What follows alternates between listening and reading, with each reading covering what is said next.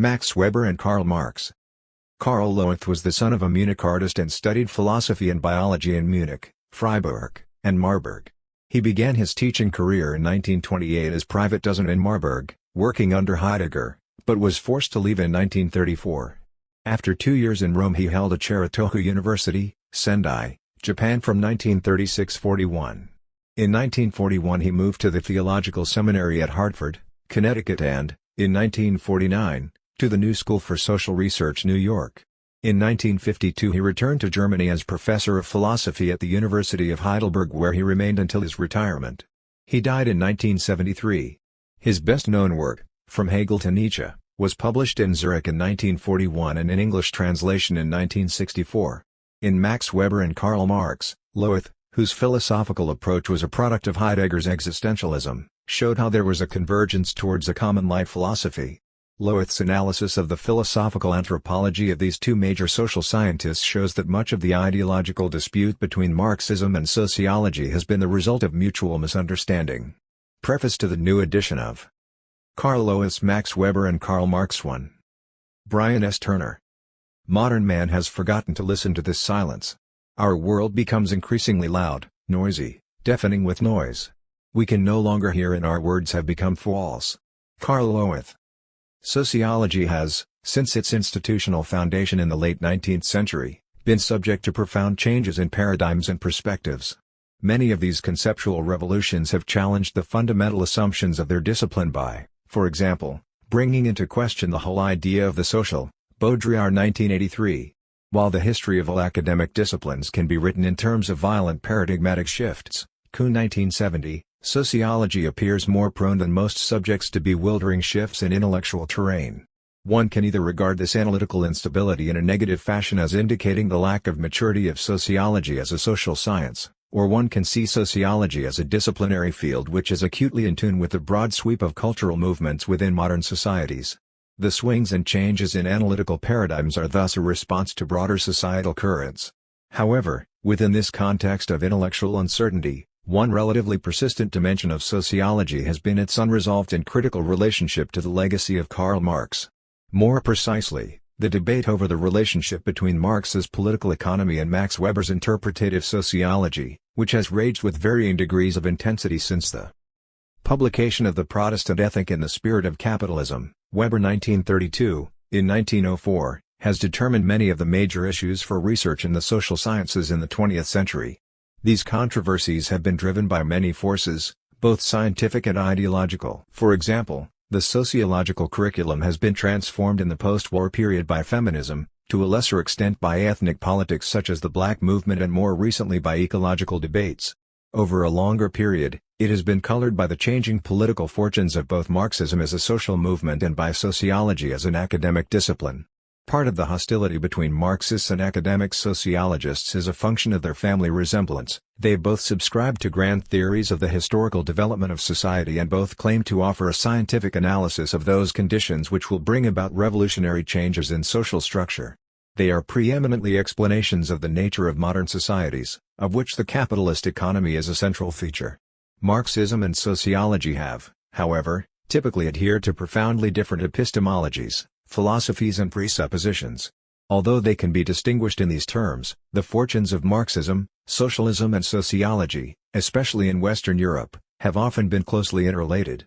Classical sociology at various points in its development was forced to confront socialism as a social fact and socialism as a competing theory of society. For example, Saint-Simon was simultaneously the founder of French socialism and sociology. Both Durkheim and Weber wrote extensively on the nature of socialism and Marxism. Durkheim in particular adopted a sympathetic approach to socialism as a moral regulation of the economy which would restrain the anomic effects of utilitarian ideology and market conflicts. Durkheim 1958. Weber was highly critical of the rationalization of economic life which a centralized socialist economic plan would entail, but he was also significantly influenced in his view of the economic structure of the ancient civilizations by Marx's theory of slavery and feudalism. Weber 1976. Weber also once claimed that the intellectual seriousness of scholars was to be judged by their attitude towards Nietzsche and Marx. Weber's own inaugural address at Freiburg University in 1895 was peppered with references and asides to Nietzsche's views on the will to power, and to Marx's economic analyses. Tribe 1989. Joseph Schumpeter, who was professionally an economist, contributed to the creation of economic sociology, but regarded the socialization of economic functions as a corrosion of entrepreneurial creativity. Schumpeter 1934. Alternatively, sociological theorists have often been criticized precisely for their failure to take Marxism as a theory of society seriously. Thus, Talcott Parsons has been challenged because he treated Marxism as simply a version of utilitarian economic theory and therefore as an analysis of society that is consequently flawed by its narrow positivist assumptions. Gould 1991.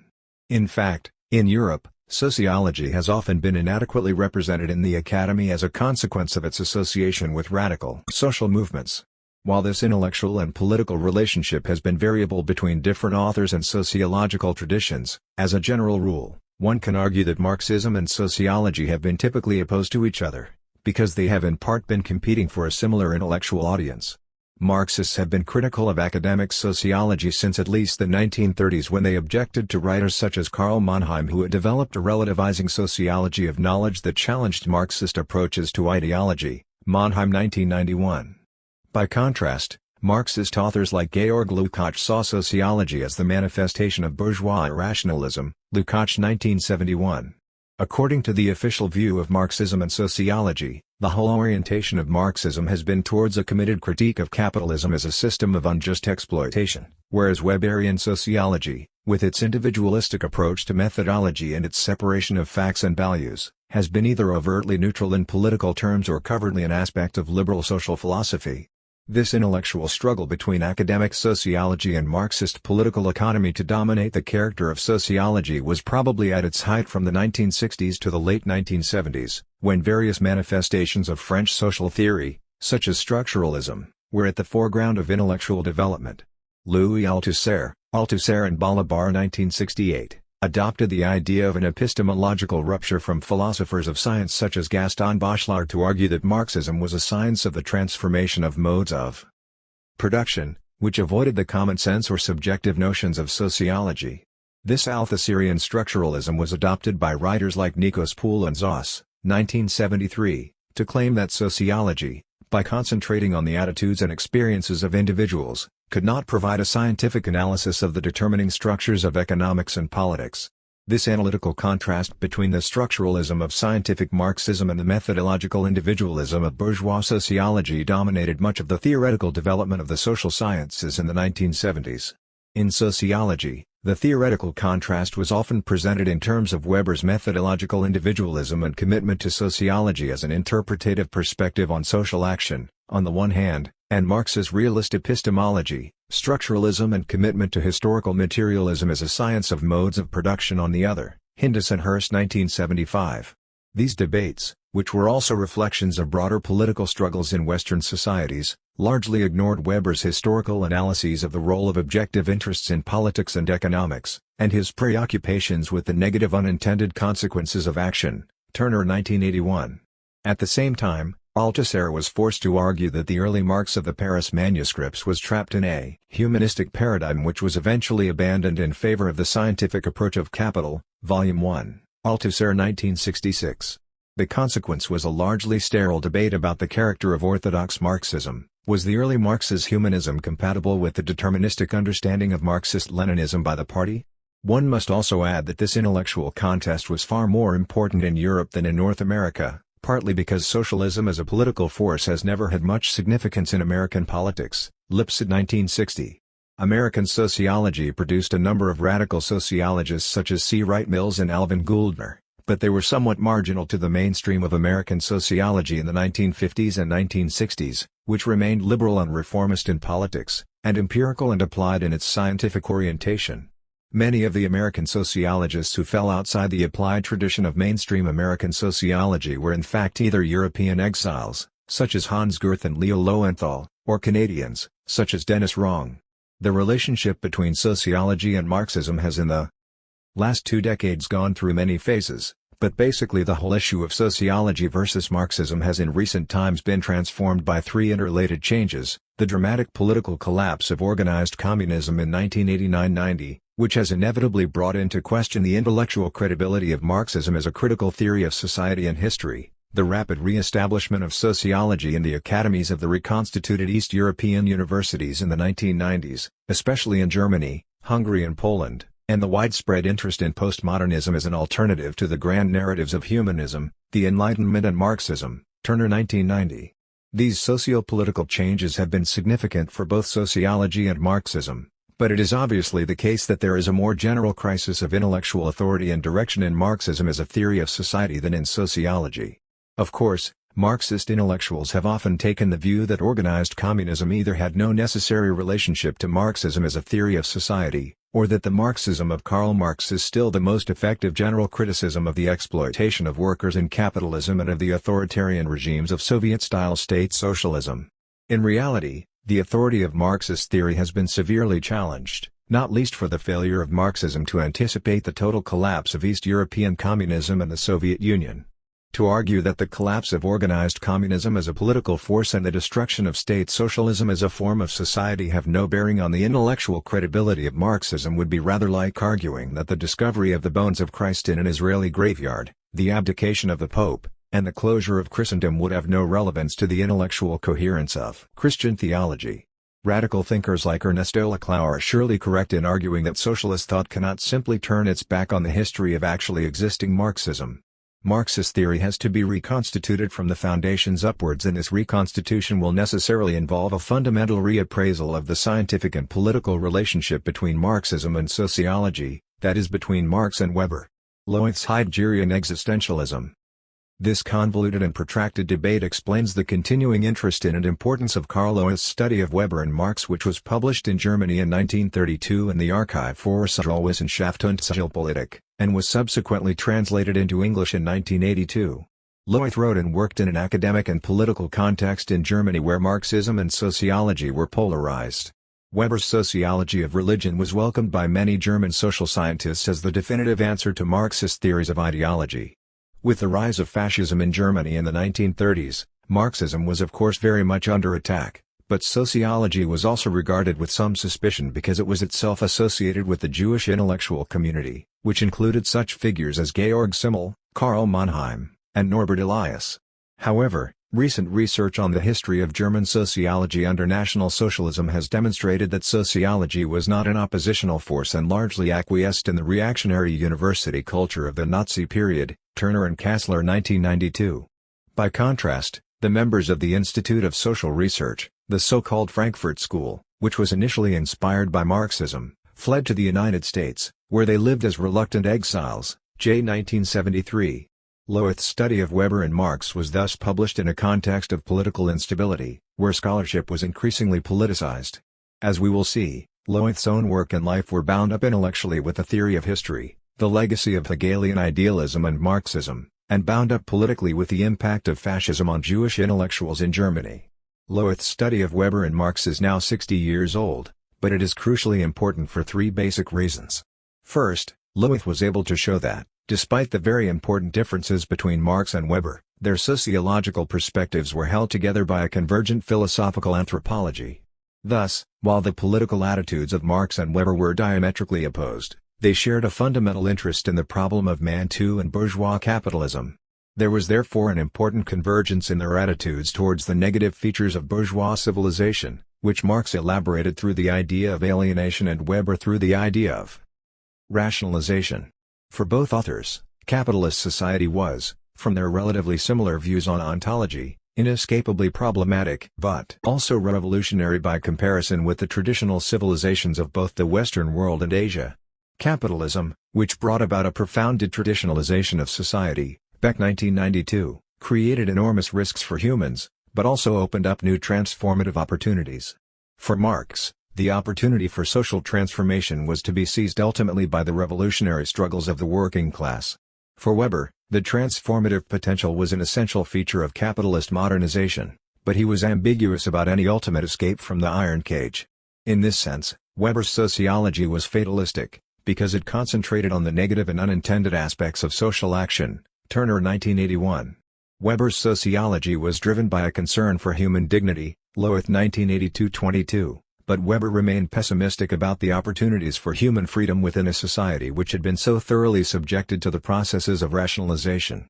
This difference in their attitudes was neatly expressed by Lowith, namely Marx proposes a therapy while Weber has only a diagnosis to offer, Lowith 1982-25.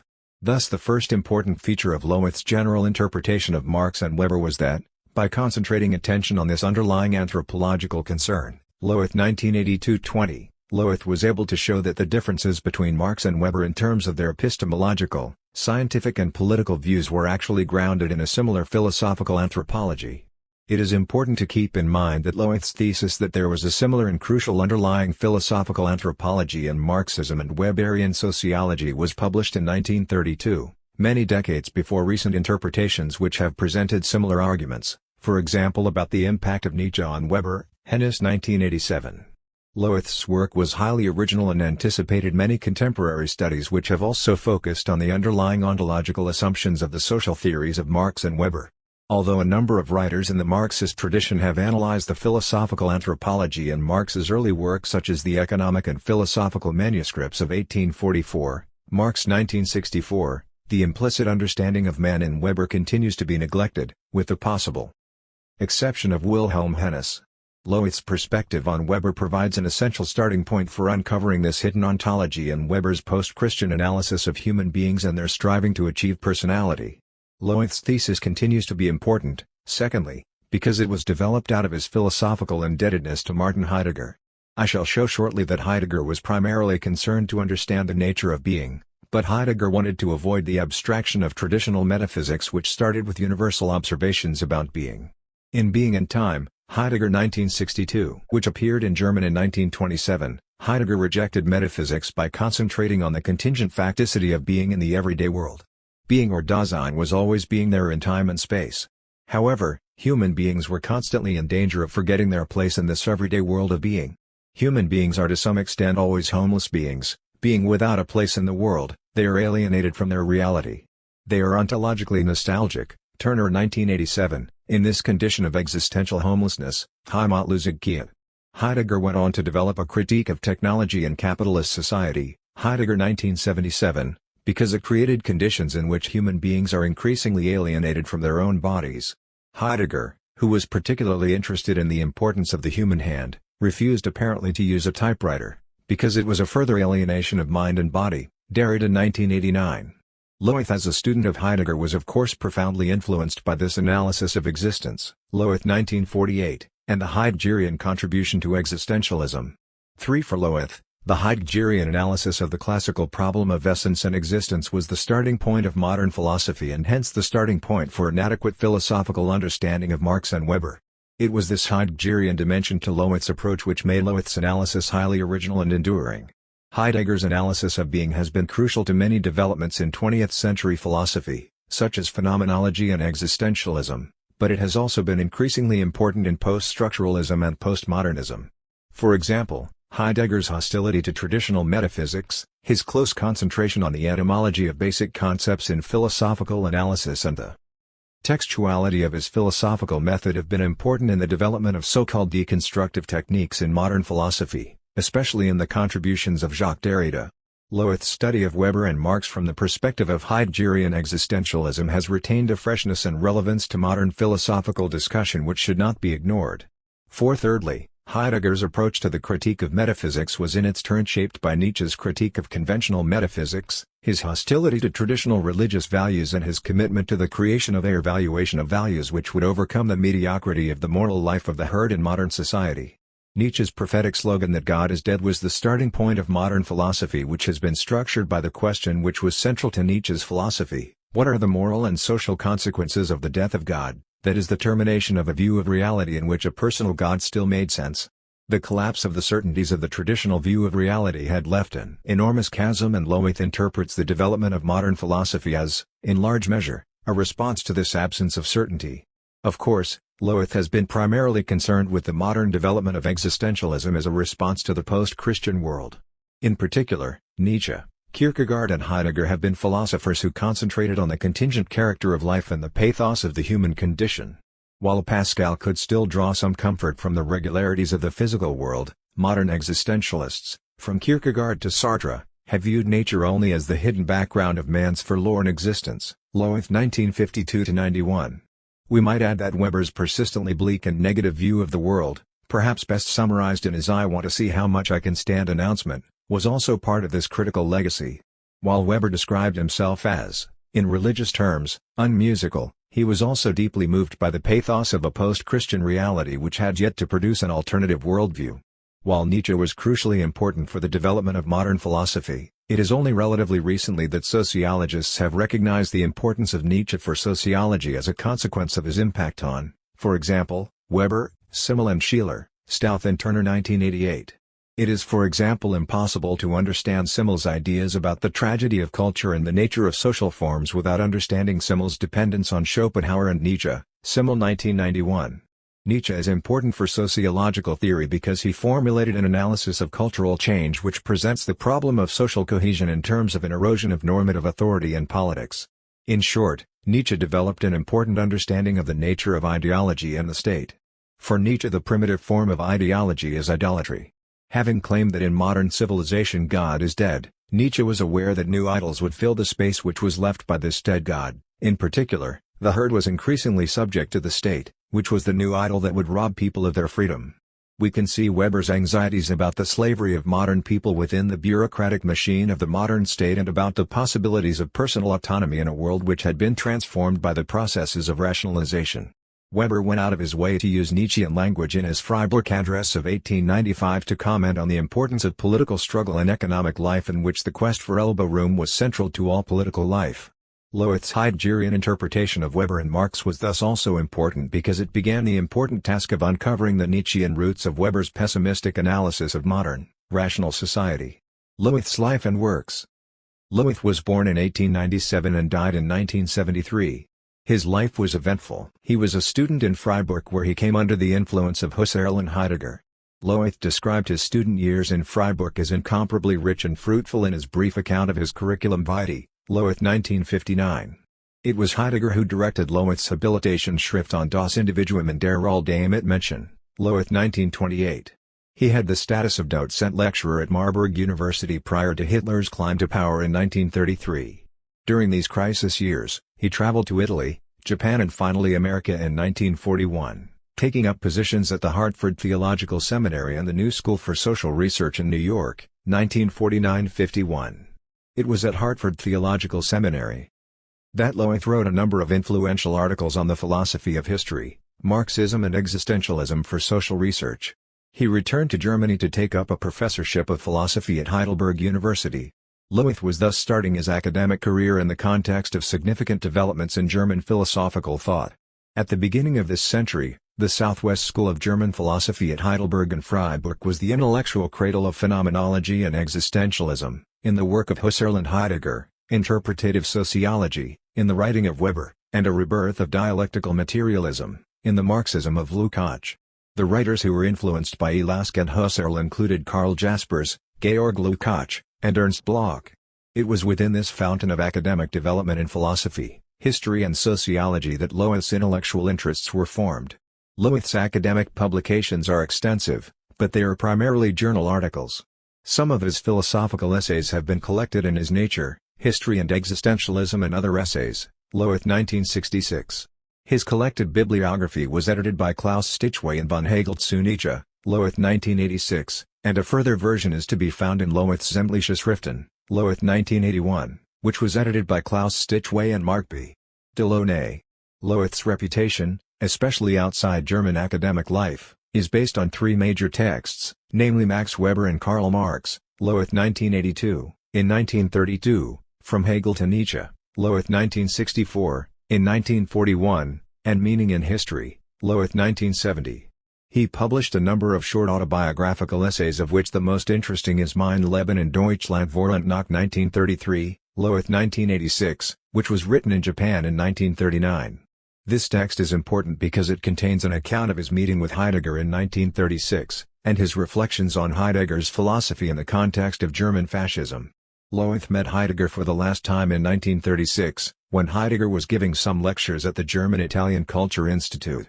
Lowith, Heidegger's student and now in exile from Germany, was particularly distressed by the fact that Heidegger wore the party insignia on his lapel during a family excursion to Frascati and Tusculum. Lowith remarked that Heidegger wore it during his entire stay in Rome, and it had obviously not occurred to him that the swastika was out of place while spending the day with me. Lowith 1988-115. Lowith's Heidegger, Denker and Dürftigert cite, Lowith 1953, has yet to be translated. Lowith's social theory was closely bound up with his intellectual engagement with Heidegger and hence with the problems of theological thought in the modern world. His constant concern with the problems of faith and skepticism, Lowith 1951, was a product of the sense of crisis in post-war Germany and intellectually a product of his study of Kierkegaard and Heidegger. The presuppositions behind Max Weber and Karl Marx were primarily theological, but they are derived from a theology which was in large measure post-Christian. Of course, Lowith's intellectual and personal relationship with Heidegger cannot be easily separated from Heidegger's problematic and controversial relationship with fascism. Heidegger's personal commitment to National Socialism cannot be seriously doubted, Farias 1987. What is at issue is whether there was some necessary or natural relationship between Heidegger's philosophy of being and his views on fascism, Wollin 1988. In this respect, Lowith's perspective on this issue is intrinsically interesting, because he recognized an analytical relationship between Heidegger's existentialist analysis of Dasein as involving an authentic capacity for being which is specific to each individual and which is an expression of their particular historical circumstances. Each individual is faced with the possibility of choice and personal responsibility. In fact, within the context of the unfolding of German history, there is a duty, Müssen, to take a personal responsibility for one's being. Lowith recognized some affinity between Carl Schmitt's decisionism in political philosophy and Heidegger's existential notion of the thrownness of being. One might also suggest a parallel between this Heideggerian notion of existential responsibility and Weber's famous and influential notion of the ethic of responsibility, which Weber connected to the ideas of calling and personality. For Weber, the ethic of responsibility finds its most elevated expression in the callings or vocations of science and politics. It is an interesting coincidence that Weber's inaugural address for the chair of economics was also delivered at the University of Freiburg in 1895, in which Weber also alluded, in language which self-consciously borrowed from Nietzsche, to the need for strong political decision-making if Germany was to survive in a competitive international context. However, there is also a relationship between Hitler's idea of destiny, the fate of the German nation, and his own charismatic calling to leadership. The facticity of our being propels us to a choice in which we may experience an authentication of life. Hitler's choice is one illustration of these ideas, but Heidegger's own rectorship of the University of Freiburg is another. Heidegger expressed these ideas about the authenticity of being and history in his The Self-Affirmation of the German University, the famous Rekoratsried of 1933. In his momentous decision to act as rector and to support the National Socialist cause within the university, Heidegger's philosophy was transformed into contemporary German reality, and thus for the first time the master's will to action finds suitable terrain in the formal outline of the existential categories receives decisive content. Lowith 1988-125. Lowith and the Meaning of History.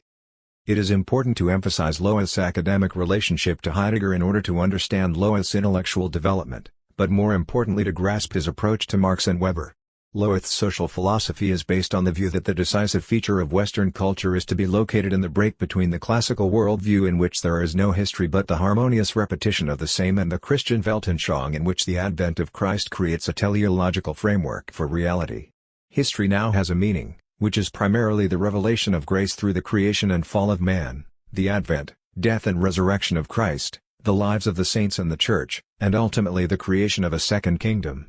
Whereas the classical world recognized the existence of a perfectly organized cosmos that was rational, Christian theology saw reality in terms of a divine telos, but also recognized that the ways of God to humanity were often obscure.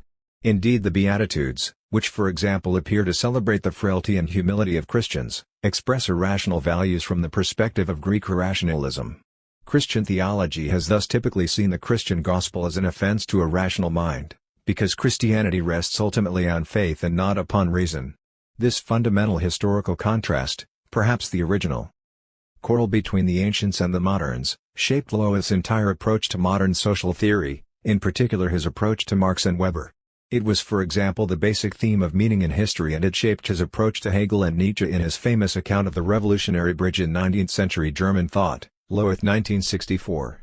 To take one illustration of his approach, Lowith thought that Nietzsche's problematic commitment to the doctrine of eternal recurrence was not an aberration but the core of Nietzsche's philosophy, Lowith 1945. It was Nietzsche's views on the problem of history and the doctrine of the eternal recurrence which were constitutive of his ultimately ambiguous approach to religion, the problems of values and classical Greece. Nietzsche rejected Christianity as a form of decadence, as a form of neurosis, but he also recognized the radical implications of Christian eschatology. He was also aware that the modern doctrine of progress, and possibly the Darwinistic version of the idea of progress, were secularized versions of the Christian view of history as a progression of the faithful to the kingdom of God. For Nietzsche, the eternal recurrence and its prophet Dionysus is an important component in his attempt to bring about a transvaluation of values. The eternal recurrence is seen by Nietzsche as a yes-saying philosophy of self-affirmation against the Christian doctrine of a unique creation. Yet, as Lowith points out, Nietzsche is a modern man, who found an unconditional acceptance of the classical worldview problematic. Thus Nietzsche's great effort to remarry man's destiny to cosmic fate or to translate man back into nature as the original text could not but be frustrated. Lowith 1945-283. Nietzsche's argument is, as a consequence, inconsistent. Nietzsche wanted to assert that the eternal recurrence was an objective fact which could be proved by modern physics and mathematics, but frequently presented the doctrine as a moral perspective or subjective viewpoint. Nietzsche was committed to a version of individuality in which human beings have to triumph over the limitations of society and history. This individuality was expressed in the idea that the principal task of every human being is to become who they are. This Nietzschean version of individuality, which is essentially a modern view, could not be reconciled with the classical idea that the world is simply an eternal cycle of impersonal repetition. In a world which threatens human beings by its aimlessness and lack of purpose, it is the nature of human beings to will to power. For Nietzsche, human beings will always prefer to will nothingness than not to will at all. The failure of Nietzsche's doctrine of the eternal recurrence was not that he revived the classical vision of the cosmos as an eternal recurrence of the same, but that he attempted to establish its truth by his own creative will, under the title of A Will to Power, Lowith 1952-92. This general view of the philosophy of history provides the context for Lowith's view of Marx. For Lowith, Marx's historical materialism is a secularized version of the Christian teleology. Despite the scientific vocabulary of the Marxist vision of history, Lowith treats Marx's philosophy of history as a global vision which depends fundamentally on the Christian scheme of eschatology, the doctrine of the last days and the restoration of man to grace. In Marxism, history is located in the long interval between the loss of communal innocence in primitive communism and its restoration in the final transition to communism. The Vale of Tears in the Marxist historical framework is occupied by the creation of private property, the division of labor, the organization of a market by exchange values, and the brutalization of the working class by capitalists. In short, history is to do with human alienation. This interpretation of Marxism has often been challenged by Marxists who want to reject any association between Christianity and Marxism, but it is an association which is difficult to dispel. For example, the young Lukács's view of history as a series of revolutions, which has the effect of bringing about moral purification and redemption, had a definitely apocalyptic quality. Lukács is also highly relevant in this context, since it was Lukács's theory of alienation that combined Weber's theme of rationalization with a Marxist analysis of reification. 5. Lowith identified the theme of alienation in Marx's social theory as constitutive of Marx's entire project. For Lowith, the theme of man's self-alienation in the early writings of Marx, Lowith 1954, was not merely an optional extra or a youthful aberration relating to Marx's humanism, but in fact a perspective which integrates the early writings on the anthropological condition of man and the later writings on economic processes. Lowith takes a strong stand, therefore, on the integration and integrity of Marx's work as a whole. Marx's starting point is a critique of bourgeois social reality which is defined principally in terms of the alienation of human beings from themselves. Thus, Capital is not simply a critique of political economy but a critique of the man of bourgeois society in terms of that society's economy. Lowith 1954-215. The man of bourgeois society is characterized by the separation of the private world of individualized private property and morality and the public realm of dignity and reason. Marx explored this problem of self-alienation and externalization through religion, the economy and the polity. In religious alienation, the natural powers of man are transferred to the divine powers of God. Feuerbach 1957. Economic alienation takes the form of commodification and, ideologically, as the fetishization of commodities, political self-estrangement is constituted by the separation of state and society. Its social expression in capitalism is the historical creation of an alienated proletariat. Lowith never departed from this perspective on Marxism, in which Marx's political economy is founded on the existential problem of the human condition. Max Weber and Karl Marx. In this new preface to Lowith's classical study, I have already indicated why Lowith's account of Marx and Weber has remained an original and powerful contribution to the development of social theory. It was thoroughly grounded in a philosophical understanding of the central issue of modern philosophy, namely the relationship between essence and existence. Lowith approaches Marx's materialist theory as a radicalization of Hegel's idealism. Marx's solution was to argue that in communism at the end of history the individual essence of each human being is overcome and resolved, aufhebung, in communal existence. This Heideggerian question concerning existence, which Lowith poses in relation to Marx's materialism, provides the link between Marx's philosophical anthropology, Weber's post-Christian existentialism and the postmodern, deconstructive writings of Derrida and Vattimo. It is not necessary to attempt to summarize the specific arguments of Lowith's Max Weber and Karl Marx. My aim is to pick out certain aspects of Lowith's account which relate to this anthropological concern. This selective commentary provides the framework within which one can then ask the question, what is enduring in Lowith's social theology? To start with an apparently trivial observation, it is interesting to note that this is a study of Weber and Marx, not Marx and Weber. In other words, we can read this as an interpretation of Marx through a prior and more fundamental study of Weber. One can imagine that Weber was politically not congenial to Lowith, given Weber's nationalism and authoritarian view of German politics, Moms in 1989. Lowith appears to be uncomfortable with the harsh words of Weber's Freiburg lecture, in which Weber, in reviewing the political failure of both the Prussian Junkers and the bourgeoisie, presented some unpalatable truths to his own class. However, Weber was part of a circle of German intellectuals which was greatly exercised by the historical role of Protestantism in Western culture and by the general problem of Christianity in relation to the development of secular, bourgeois capitalism. Indeed, Weber's celebrated Protestant ethic thesis can be understood as a specific contribution to this theological debate, in which some of the most important contributions came from elsewhere, such as from the theology of Ernst Rielch, 1931. It is also clear that Lowith sympathizes with Weber's epistemological critique of Marxism as a science, a critique which was to some extent compatible with Heidegger's own deconstructive techniques. Lowith's study has, therefore, to be read from the perspective of Weber's criticisms of Marxism as a science which had not faced up to the problems of Nietzsche's perspectivism. One can thus argue that the most important feature of Lowith's interpretation of Weber is that he analyzes Weber's philosophy of social science as the foundation of his sociology. This strategic reading of Weber is somewhat unusual because, as Friedrich Denbrook, 1980, has constantly complained, Weber's Wissenschaftslehre has been neglected by sociologists. While many students are familiar with the essay on objectivity in social science and social policy, Weber 1949, in the collection edited by Edward Shills and Henry Finch, the importance of Weber's methodological essays for understanding Weber's sociology as a whole has been undervalued. The brilliance of Lowith's approach is that he shows, at least implicitly, that both Weber's analysis of the bourgeois capitalist world and his philosophy of the social sciences flow from a single source, namely the human problems of a world in which God is dead. Weber accepted Nietzsche's argument that knowledge, truth, is always knowledge from a particular perspective, that is, from the standpoint of a system of values. Because God is dead, there is no grounding by which one perspective could have legitimacy over other perspectives.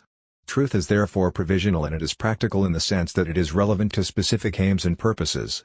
In contemporary terminology, because there are no grand narratives, Lyotard 1979, we are confronted with many different, local, conflicting truths. Weber's entire sociology, but especially his commentaries on the problem of understanding, Verstehen, the meaning of social actions, was an attempt to come to terms with this problem. An examination of Weber's substantive historical research, his writing on sociological theory and his essays on the philosophy of social science leaves one with the conclusion that Weber was never able to resolve the epistemological problems of sociology. For example, Weber was unable to provide a satisfactory definition of the ideal type of rational action, Seeker 1988, an ideal type which is fundamental to the whole structure of Weber's sociological work. The ambiguities of Weber's sociology reside in the fact that, while he recognized the problem of Nietzsche's perspectivism, he was reluctant to accept its logical implications that all social science propositions about social reality were purely provisional approximations and that they were products of the particular presuppositions of the scientist. Thus, a chaos of existential judgments about countless individual events would be the only result of a serious attempt to analyze reality without presuppositions. Order is brought into this chaos only on the condition that in every case only a part of concrete reality is interesting and significant to us, because only it is related to the cultural values with which we approach reality.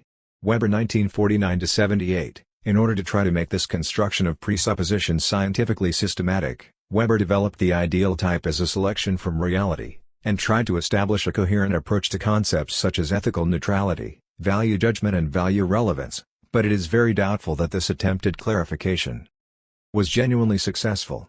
However, what emerges from his deliberations is the conviction that social science cannot be presuppositionless, that value judgment is inevitable, and that the laws of history were merely heuristic devices. The result was a devastating critique of the claims made by Marxists that political economy was an exact science which could predict the collapse of capitalism with precision. The economic interpretation of history was merely a one-sided perspective which could be challenged by an equally one-sided spiritual interpretation. The significance of Weber's extreme form of nominalism and constructivism is not what it tells us about his methodological agnosticism, but what it tells us about Weber's ontological insecurity. Giddens 1990-92. As Lowith points out, Weber's methodological skepticism emerges out of his bleak view of man in bourgeois society. The ideal typical construct is based upon a human being who is specifically free of illusions, thrown back upon itself by a world which has become objectively meaningless and sober and to this extent emphatically realistic.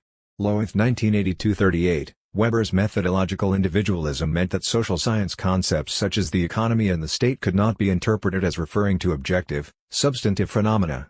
However, Weber's criticisms were not simply suggesting that collectivist, reified concepts were unscientific.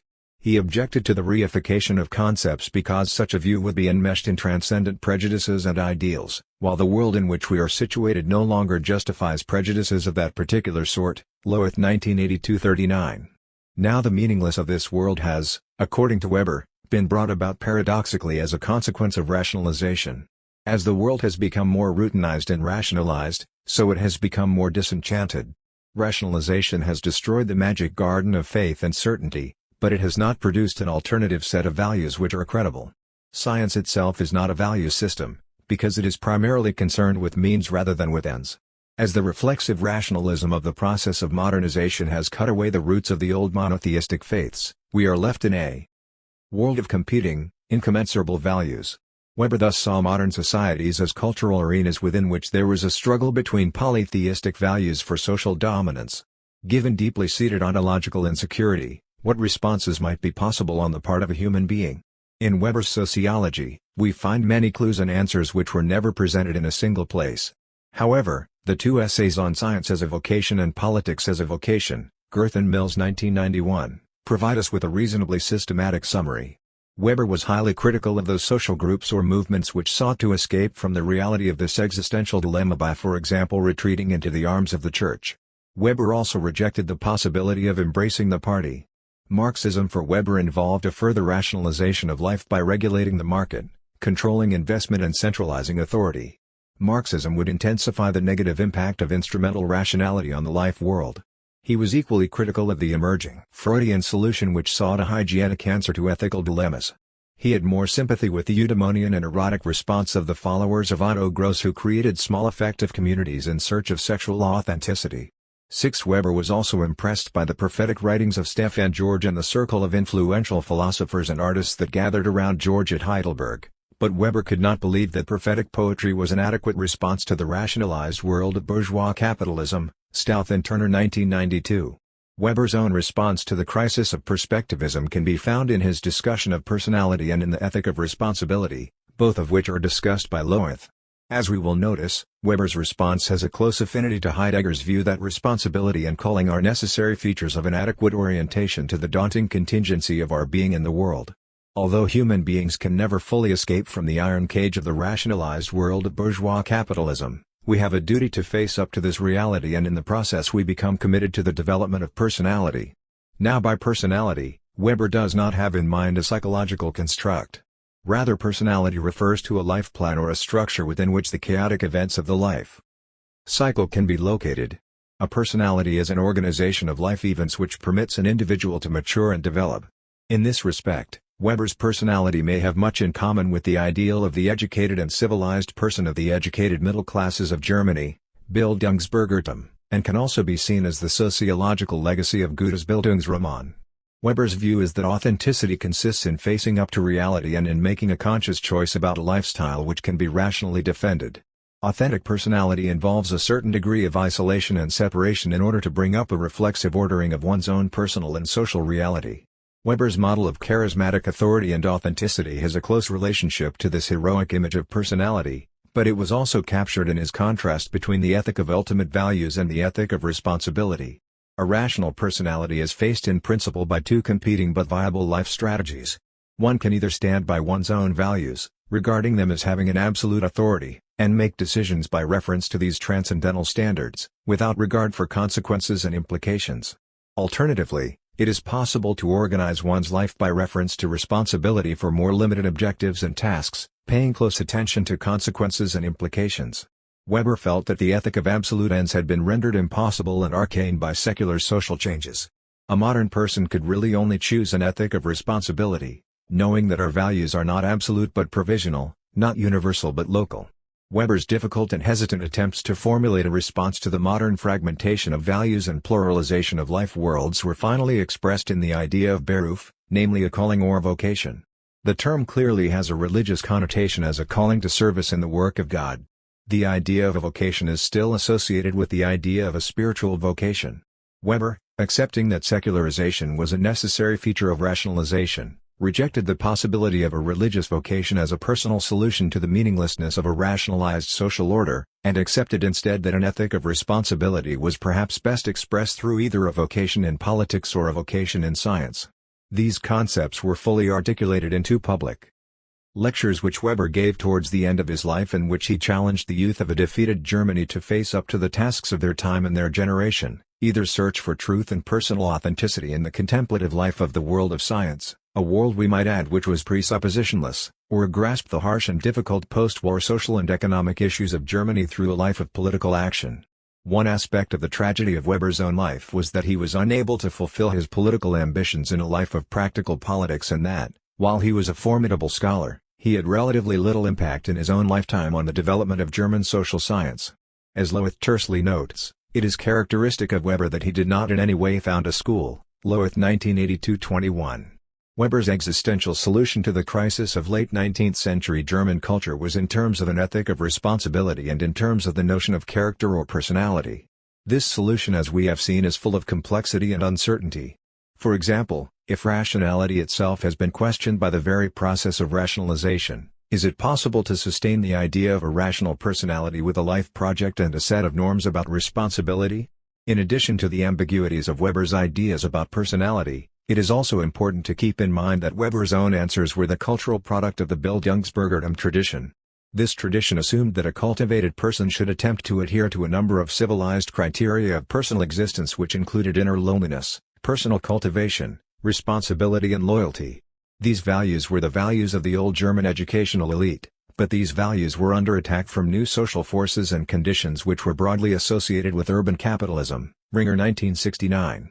In particular, Weber was only too conscious that the processes of specialization with the rationalization of society made the achievement of personal integrity and wholeness extremely difficult to achieve. This anxiety was the basis of Weber's pessimistic comments in the conclusion of The Protestant Ethic and the Spirit of Capitalism about hedonists without a heart and vocational men without a soul. Specialization negated the whole tradition of the cultivated personality with broad interests and a general education, namely the Enlightenment. Values of the Age of Goethe. The tragic vision which characterizes Weber's despair was an effect of social changes in Germany which threatened these honorific standards. To summarize Lowith's account of Weber and Marx in terms of this underlying anthropological concern, there was a fundamental convergence in basic values, but in terms of their response to the alienating features of bourgeois society, there was also a basic divergence. From Weber's philosophy of social science, Lowith showed how the underlying problems of a presuppositionless sociology were connected with Weber's attempt to come to terms with Nietzsche, in particular with the diagnosis of value pluralism and debasement as the death of God. Weber's substantive sociology was consequently shaped and organized around a theme of rationalization. This historical motif involves the complex of ideas that the world has become secular or disenchanted, that scientific ideas, instrumental rationalization, pervade everyday life, that there has been a specialization of social activities and authority, and that finally the world has been rendered increasingly meaningless by the erosion of charisma, religion or enchantment. For Weber, the world is predictable, but without an authoritative purpose, that is without grand narratives. Within this broad scenario, we might distinguish between a specific and a general issue. Weber responded to the specific crisis of post-war Germany in terms of a nationalistic politics which was designed to minimize the magnitude of Germany's defeat. Weber's political sociology, with its emphasis on the strong state, charismatic leadership and plebiscitary democracy, was directed to the problem of Germany's position in world politics. When Lowith argued that Weber offered a diagnosis but not a therapy, this observation cannot apply to Weber's orientation to the specific crisis of Germany. Weber's answer may not be entirely palatable, but it was not based on acquiescence, quietism and retreatism. It was not merely a diagnosis. Weber's answer was quite specific: Germany must be a strong state. It was in terms of the macro-cultural characteristics of modern society where Weber adhered to a more pessimistic and negative worldview. For Weber, there was ultimately no clear escape from the iron cage of specialization and rationalization. Here the only plausible answer was one of stoical resolve. The differences between Weber and Marx over these political issues were clear. While Marx also saw the bourgeois capitalist world in terms of self-alienation, Marx's teleology, which was the legacy of Hegel's secularized Christian theology, presented the historical role of the proletariat in terms of a resolution of the contradictions of bourgeois society. The proletarian victory would bring to an end the exploitation of human labor, the divisions of the private and the public realm, and the alienation of human beings. Marx's utopian vision of the end of history is, as Lowith argues, a powerful illustration of the chiastic imagination which down the centuries has challenged ideologies which have celebrated and legitimized the permanency of existing social relations. 7. Whereas Weber's existential solution was individualistic, inward and despairing, Marx's solution was collectivist, external and hopeful. However, we have to keep in mind that Marx's own views on man's self-alienation were eventually transformed into vulgar Marxism in which the economic base mechanically determines the superstructure, and as Lowith points out, this is how Weber also regarded Marxism and combated it as a dogmatically economistic historical materialism. Lowith 1982-68. Lowith's legacy. Lowith's work will survive as a sensitive and informed study of Heideggerian existentialism, and also as a study which is located in the European sociological tradition of Weber and Marx. In its own way, Lowith's commentary is simultaneously an analysis of the human condition in bourgeois capitalism, namely an analysis of the paradoxical contingency and rationality, autonomy and alienation of modern times. What Lowith's approach does, in fact, is to question the simplistic dichotomies of spirituality/materiality and idealism/materialism. While vulgar Marxism had constructed Marxism as a deterministic science of the mode of production, Lowith's probing of the anthropological concern of Marx's social theory presented a very different perspective on Marx as a philosopher who sought to comprehend the dilemmas of human beings within the ancient debate about essence and existence. In fact, Marx attempted in the Theses on Feuerbach to throw off the old materialism which was deterministic and mechanical by taking on board the voluntaristic view of action in the old idealism. In this respect, both Weber and Marx emerge as critics of simplistic empiricism. Thus, one aspect of the legacy of Lowith is this sensitive appreciation for the complexity of the idea of materiality in relation to any understanding of existence. In retrospect, we may see one of the great changes in Western philosophy in the 20th century in terms of the critique of Cartesian dualism, which provided the foundation of Western philosophy since Descartes' publications on method. Descartes' famous foundation for modern science, Cogito ergo sum, presented the idea of reality as a passive object, which the active, rational mind could comprehend directly without metaphysical presuppositions. Cartesianism was thus the origin of the subject/object division and also the dualism of mind and body. Western thought has wrestled with these ideas for decades, but in the 20th century there has been, from many starting points, a concerted critique of the principal assumptions of mind/body dualism and the subject/object dichotomy. Husserl's Cartesian meditations have thus been critical for the philosophical development of Heidegger, Ricoeur, Merleau-Ponty and Derrida. To simplify the issues, 20th century philosophy has broadly argued that reality cannot be separated from the knowing subject, because reality is in some sense produced by the paradigms which seek to understand it, and secondly mind and body are not separate, rather, according to writers like Merleau-Ponty, we are embodied. In a more technical parlance, much of modern philosophy from Nietzsche onwards has been concerned to undermine the philosophical credibility and importance of the transcendental subject. The importance of these developments, especially in the work of Husserl, Lukács, and Heidegger, has been captured by Goldman. Man is not opposite the world which he tries to understand and upon which he acts, but within this world which he is a part of, and there is no radical break between the meaning he is trying to find or introduce into his own existence. This meaning, common to both individual and collective life, common as much to humanity as, ultimately, to the universe, is called history. Goldman 1977-6. These philosophical arguments have, as it were, restored the human body to agency and cognition, and they have asserted the importance of factual, everyday reality to our practical embodiment. This attempt to understand everyday life is captured in the terminology of Lebenswelt, life world, habitus in the immediate daily life. These ideas, which have been crucial to mainstream philosophy, have also found their way into the sociological work of Agnes Heller, Pierre Bourdieu, and Jürgen Habermas, but they also played a part in the development of symbolic interactionism and ethnomethodology.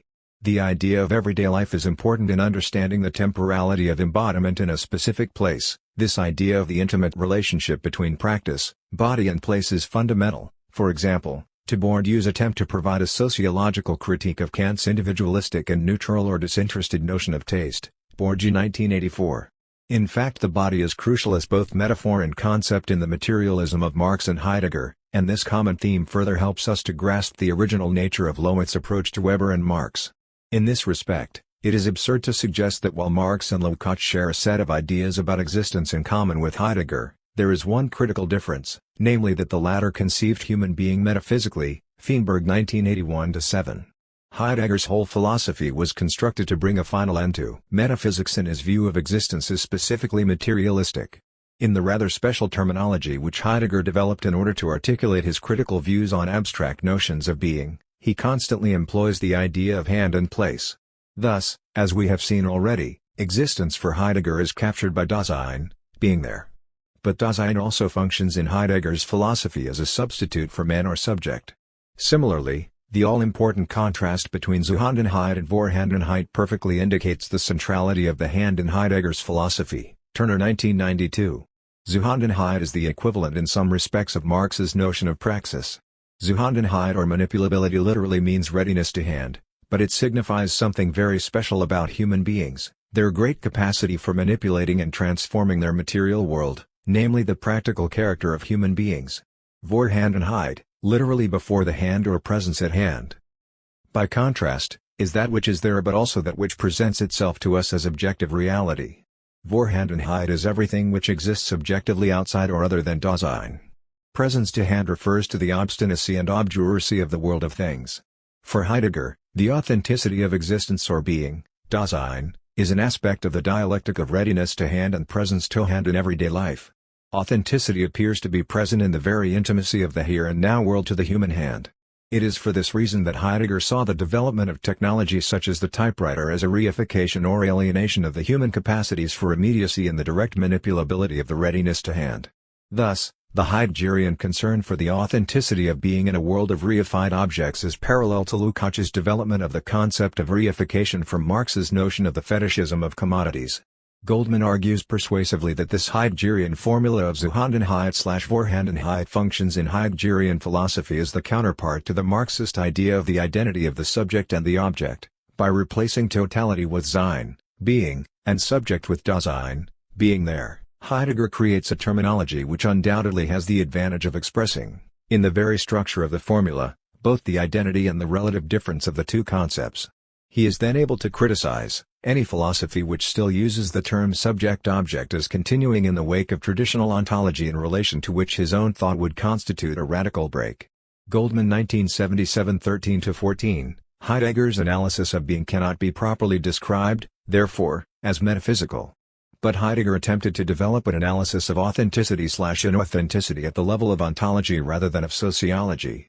If there is a difference between Heidegger and Lukács, then it is in terms of Lukács's efforts to understand reification/inauthentication in the historical context of the development of the capitalist mode of production.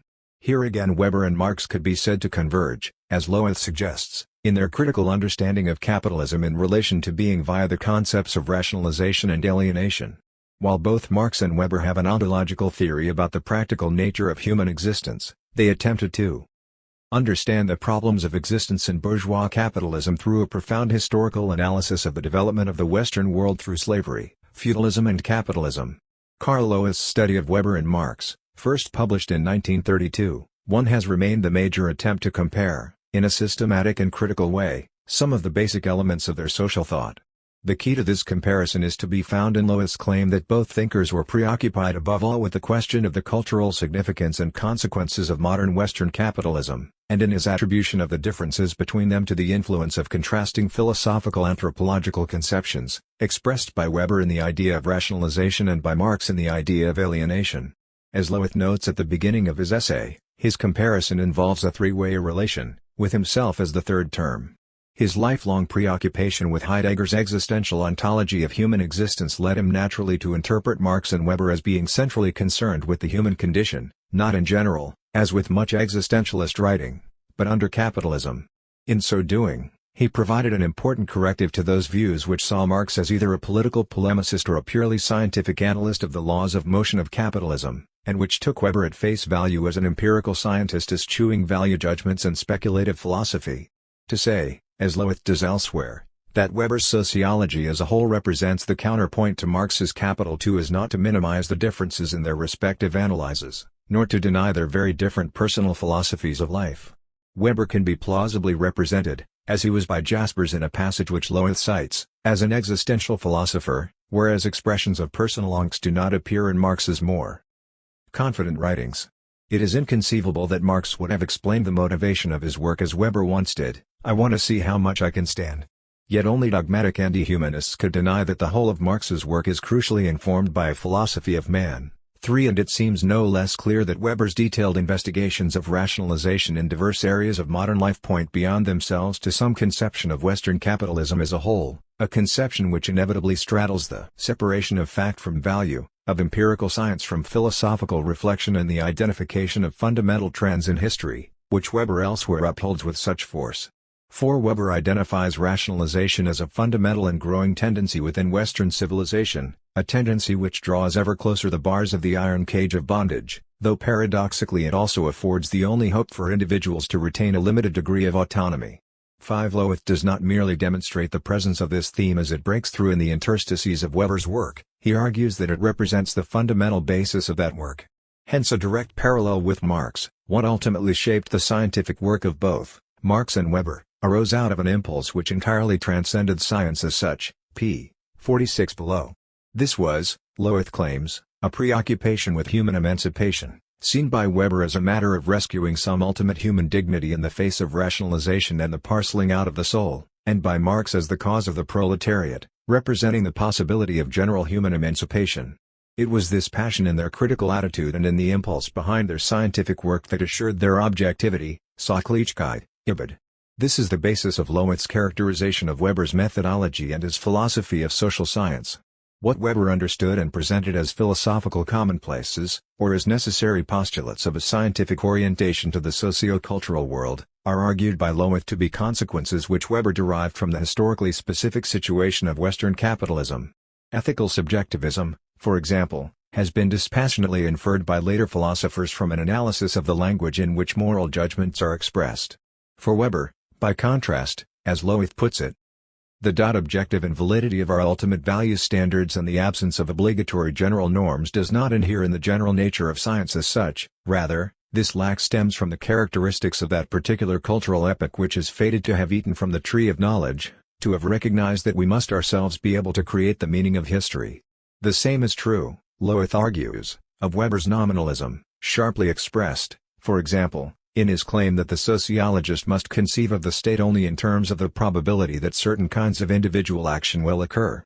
This claim is historically relative, that is, to a state which is in Marx's terms, an abstract universality set above individuals as single private persons.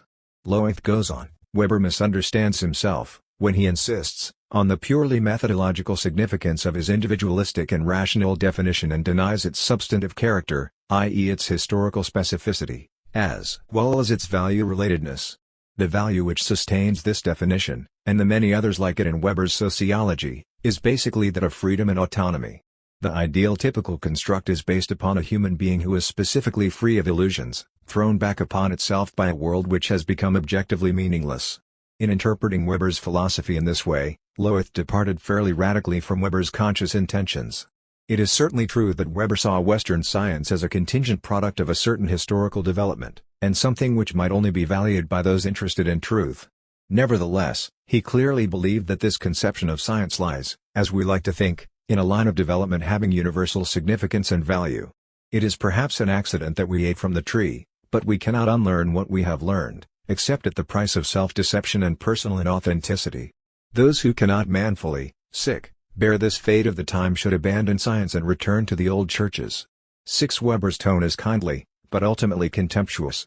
At a more technical level, but nonetheless linked to this general conception of rationalized science, the nominalist principle that concepts are primarily means of thought for the intellectual mastery of empirical data is the basic principle of the modern theory of knowledge, which goes back to Kant and can be criticized only on the basis of an old-fashioned and scholastic epistemology. 7. There is an existential choice behind the pursuit of modern science, but there is also more than this. Lowith is perhaps best seen, then, as deliberately going beyond Weber's explicit philosophy of science to develop a more reflective and dialectical conception in which the knowledge of the world furnished by modern science is itself conditioned by the nature of the modern capitalist world. This would bring Weber closer to Marx, at least on a reading of Marx which sees him as committed both to a kind of philosophical realism and to a dialectical conception expressed, for example, in his concept of abstract labor as something which has made its way from reality into the textbooks. It seems, however, that Lowith's treatment of Marx's philosophy of science is less secure and convincing than his handling of Weber. He seems to equivocate between an unclarified conception of Marx as a Hegelian, who would be open to the sort of criticisms Weber levels at Roscher and Nies, and a more Weberian, ideal typical formulation of Marx's propositions. If, nevertheless, Lowith's attempt to relate Marx to Weber, at this philosophical level, remains one of the most outstanding and stimulating achievements in the genre, his study seems less successful in bringing to light the differences between them in respect of their sociological and political conceptions. There is indeed a marked asymmetry in Lowith's study, for while his discussion of Marx leads necessarily to the idea of the proletariat as an expression of human self-alienation, and so introduces implicitly the notion of the proletariat as a political force which can overcome alienation, there is no corresponding reference to the political forces which Weber regarded as preeminent and to which he committed himself. Only at the very end of his monograph does Lowith give a brief, negative characterization of Weber's political ideas, when he says that Weber presented some unpalatable truths to his own class, about its political effectiveness, and on the other hand, questioned the socialist view that the abolition of private enterprise would end the domination of man by man. Yet the texts from which Lowith quotes here, Weber's inaugural lecture of 1895 and his lecture on socialism of 1918, make quite clear Weber's positive commitment to the German nation-state. In the inaugural lecture he asserted uncompromisingly that the basic principle of his political theory was the absolute primacy of the interests of the nation-state, which provide an ultimate standard of value in both politics and economics.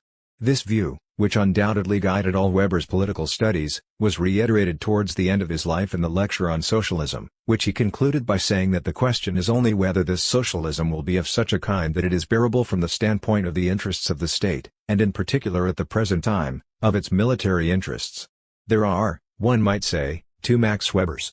The first, by far the most familiar as a result of later exposition and interpretation, is the liberal individualist, preoccupied with the fate of human beings and what he pessimistically foresaw as the iron cage of the future, constituted by machine production, by the inexorable power of material goods, a mechanized petrifaction, and reinforced, as he came to believe, by an equally inexorable extension of bureaucratic regulation. This strand in Weber's thought is also expressed positively in his growing intellectual opposition to the process of rationalization, an opposition nourished by the aristocratic philosophy of Nietzsche, aided and to a lesser extent by the neo-romanticism of the Stefan George Circle and by his association with utopian socialist communities just before and during the First World War. 9. The other Weber, who has been revealed more fully by recent studies. 10. Though he was already recognized by contemporaries, is the ardent nationalist, obsessed with the need for strong political leadership to establish and maintain Germany's position as a world power, a man who, in Mommsen's words, never envisaged any other world than his own, which was largely characterized by the rivalry of nation-states. 11. These two personae seem difficult to reconcile, for the aim of a strong expansionist state engaged in struggles for power implies in practice the subordination of the individual to an authoritarian, and even military, kind of regulation. It is perhaps this very irreconcilability which mainly accounts for the pathos of Weber's life and work as a whole. Yet there is at least one frail bridge between these seemingly antithetical intellectual orientations, provided by the idea of charisma. On one side this notion conforms with Weber's view that it is the value-orientated actions of individuals, or small groups of individuals, which bring about significant changes in society and culture, and his consequent emphasis upon individual responsibility. On the other side, it is the basis for his conception, indebted to Nietzsche's doctrine of the superior individual, of charismatic domination and a plebiscitarian leader democracy, which would produce the dynamic and effective leadership necessary for the promotion of national interests. By contrast, Marx's thought seems to be more of a piece. His underlying philosophical anthropological conception of alienation leads directly to the idea of an alienated class, compelled into inhuman conditions of existence, which will necessarily revolt against those conditions and by so doing emancipate not only itself but the whole of society. Marx's analyses in every field, therefore, have a systematic relation to his basic view of the human labor process and its alienation. This difference between Weber and Marx no doubt accounts in large measure for the very different fates that befell their ideas. Marx's social theory became interwoven with the development of the most important political movement of modern times and has had a profound political influence, though often in forms which would perhaps have surprised and even dismayed him. Weber's thought, on the contrary, seems to have had little political or cultural effect. It may have given some encouragement to imperialist views among the German middle class, but it was hardly the major influence in that sphere. On the other side, it cannot be said to have promoted a politically effective liberal outlook, perhaps because of Weber's own contradictory stance and his underlying pessimism, which made him, as Mommsen says, a liberal in despair. Weber's intellectual legacy became largely confined within the academic discipline of sociology and, partly through the kind of misunderstanding of it that Lowith emphasizes, its connections with major political and cultural movements were almost completely severed. It may well be, however, that some important elements of Weber's philosophical anthropological outlook, especially his relativistic rejection of any claim to establish a definitive interpretation of history and his profound pessimism about the future development of industrial societies, will already begun to acquire greater prominence and a growing cultural, if not directly political, influence in the closing decades of the 20th century.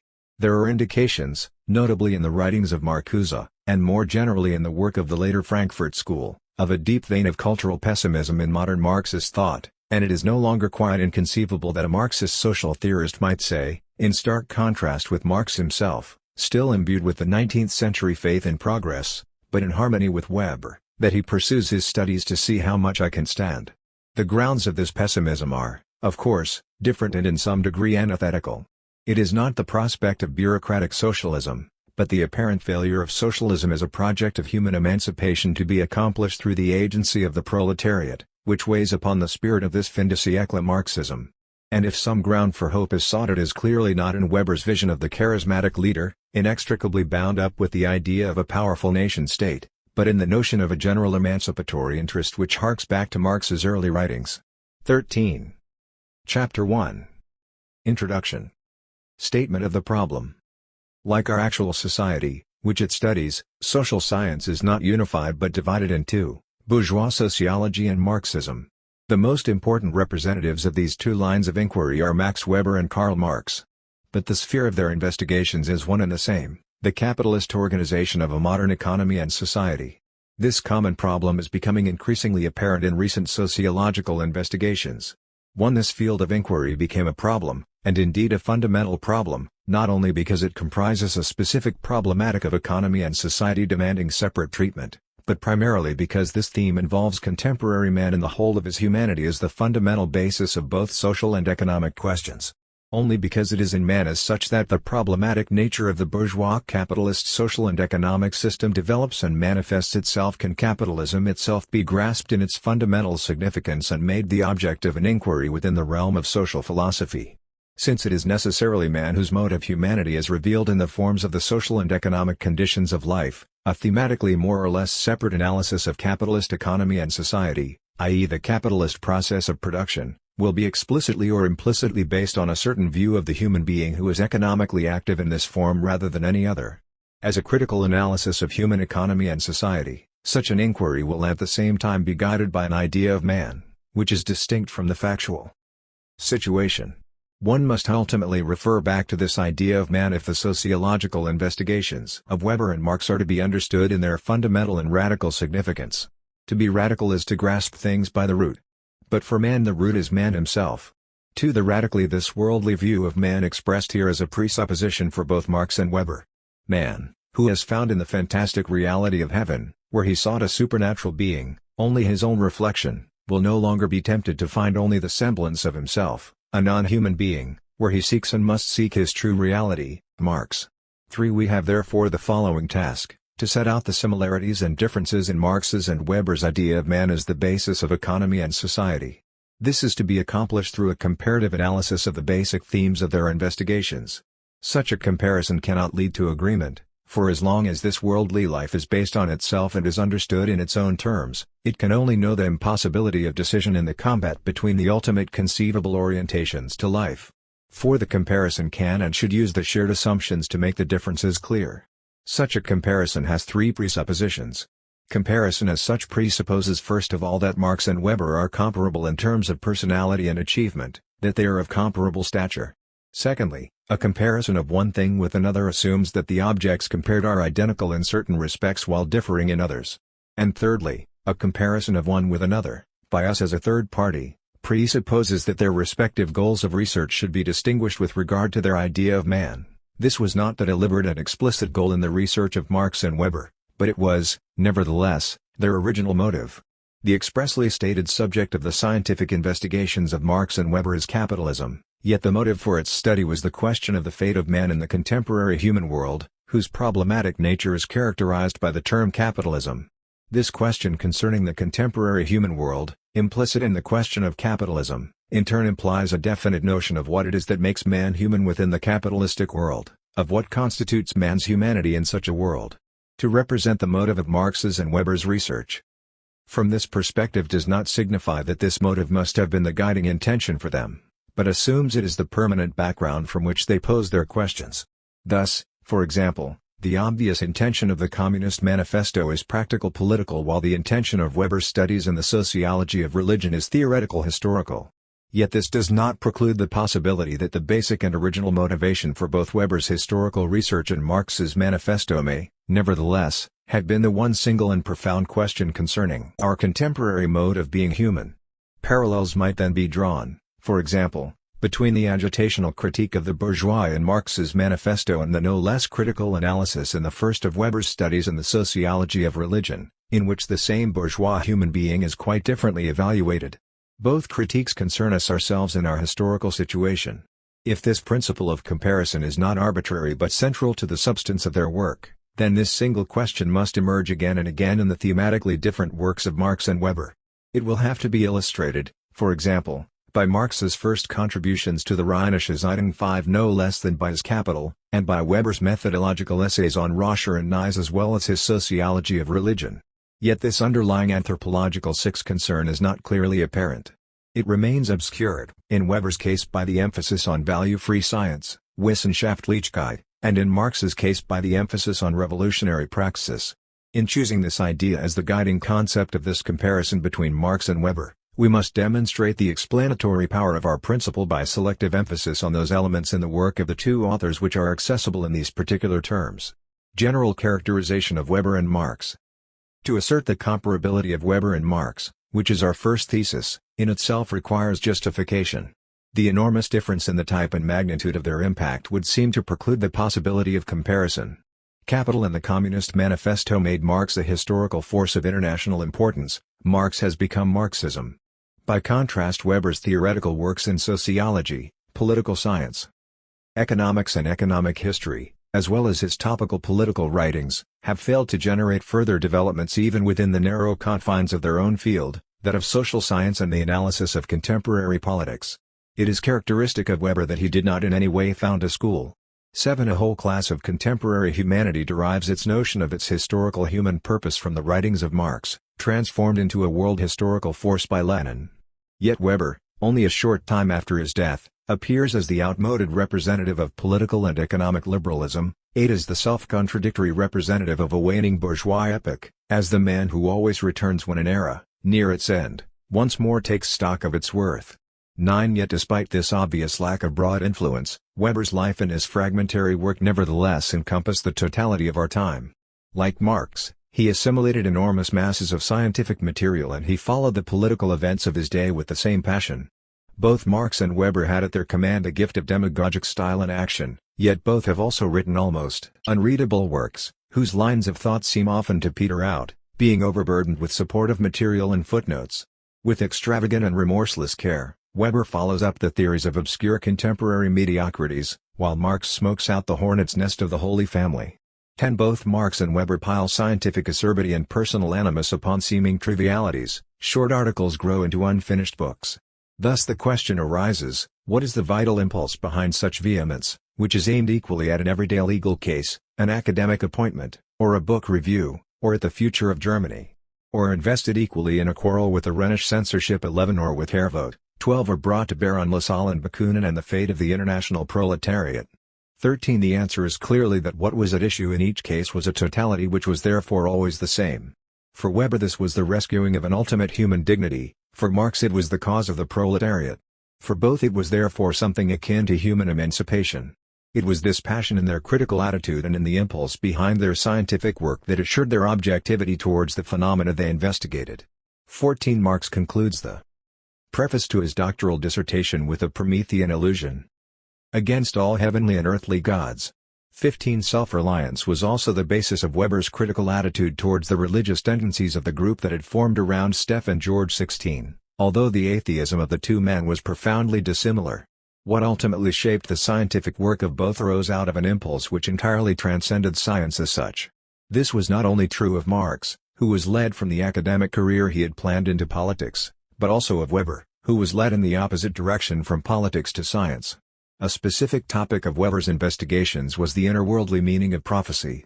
Yet Weber, who in his analysis of the old Jewish prophets partly explicated his own work, 17 rejected the Communist Manifesto precisely on the ground that it appeared to him a prophetic document, and not only a scientific achievement of the first rank. 18. Paradoxically, it was the aim of the manifesto to differentiate itself from utopian socialism by basing its own prophecies on purely scientific insights. The essential motive behind the historical investigations of both Marx and Weber was direct recognition of contemporary reality, oriented towards the possibility of political intervention.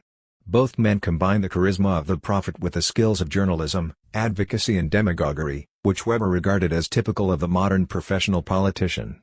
Yet for Weber, science and polities remained separate because, although he adopted the position of a specialist in both fields, he transcended science in the narrow sense of specialization and politics in the narrow sense of partisanship. Marx, by contrast, combined science and politics within the unity of scientific socialism, a theoretical praxis and a practical theory. 19. In their reflection on the division and the unity of science and politics, Weber as well as Marx encompassed the totality of theoretical and practical conduct. By this token, both were something other and something more than mere theoreticians, yet both were scientists. In his youth, Marx said of himself, "Ideas which our mind has conquered, to which reason has welded our conscience, are chains from which we cannot break away without breaking our hearts, they are demons which man can vanquish only by submitting to them." 20. Weber might have said the same of himself as he followed his own demon. As men of science whose reason was welded to their conscience, both Marx and Weber might be called philosophers in an unusual sense, though neither was a lover of wisdom. Because they were philosophers in a special way, without wanting to be philosophers, they saw academic philosophy as logic and epistemology, in other words, professional philosophy. To many of us Max Weber appeared to be a philosopher. But if he was a philosopher, he was so as perhaps the only one of our time, and in a different way from what generally constitutes a philosopher today. In his personality the whole age, its movement and its problems are present, in him the forces of the age have an exceptionally vigorous life and an extraordinary clarity. He represents what the age is, and to a large extent he is the age. In Max Weber we have seen the existential philosopher incarnate. While other men know in essence only their personal fate, the fate of the age acted within his ample soul.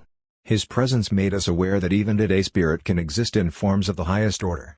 21. This judgment of Weber by a contemporary is echoed in a contemporary judgment of Marx. He is a phenomenon who made a considerable impression on me, although I am active in the same field. In short, prepare yourself to meet the greatest, perhaps the only genuine philosopher now living, who will shortly, when he appears in public, both in his writings and as a lecturer, draw the eyes of Germany upon himself.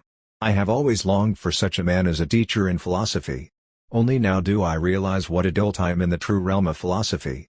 22 Neither the sociology of Marx, nor that of Weber, was confined by the boundaries of specialization. Yet it would be wholly mistaken to construe the fundamental universality of their sociological problematics as a mere sociologism exceeding the limits of sociology as a specialized discipline. In reality, their approach expressed the transformation of Hegel's philosophy of objective spirit into an analysis of human society. Granted, Capital claimed to be nothing but a critique of bourgeois political economy, and Weber's sociology nothing but a specialized science. But it is an odd specialized science, it lacks a specific area of its own. All its concerns have been treated before by other specialized sciences, which are in fact merely specific. Thus sociology is a specialized science which in fact becomes universal. Like the grand philosophy of the past, it subsumes all sciences within itself and fertilizes all sciences, as long as these sciences are in any way concerned with man. This type of sociology is the scientific form which self-knowledge tends to assume in the modern world, i.e. as social self-knowledge. Max Weber admired Marx's materialist interpretation of history, which was the first step in the self-knowledge of capitalism, as a scientific discovery which decisively influenced his own views. 23.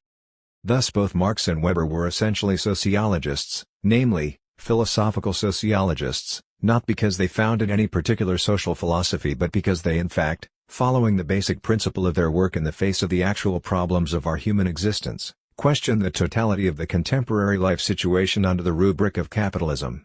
Both provide, Marx directly and Weber indirectly, a critical analysis of modern men within bourgeois society in terms of the bourgeois capitalist economy, based on the recognition that the economy has become human destiny.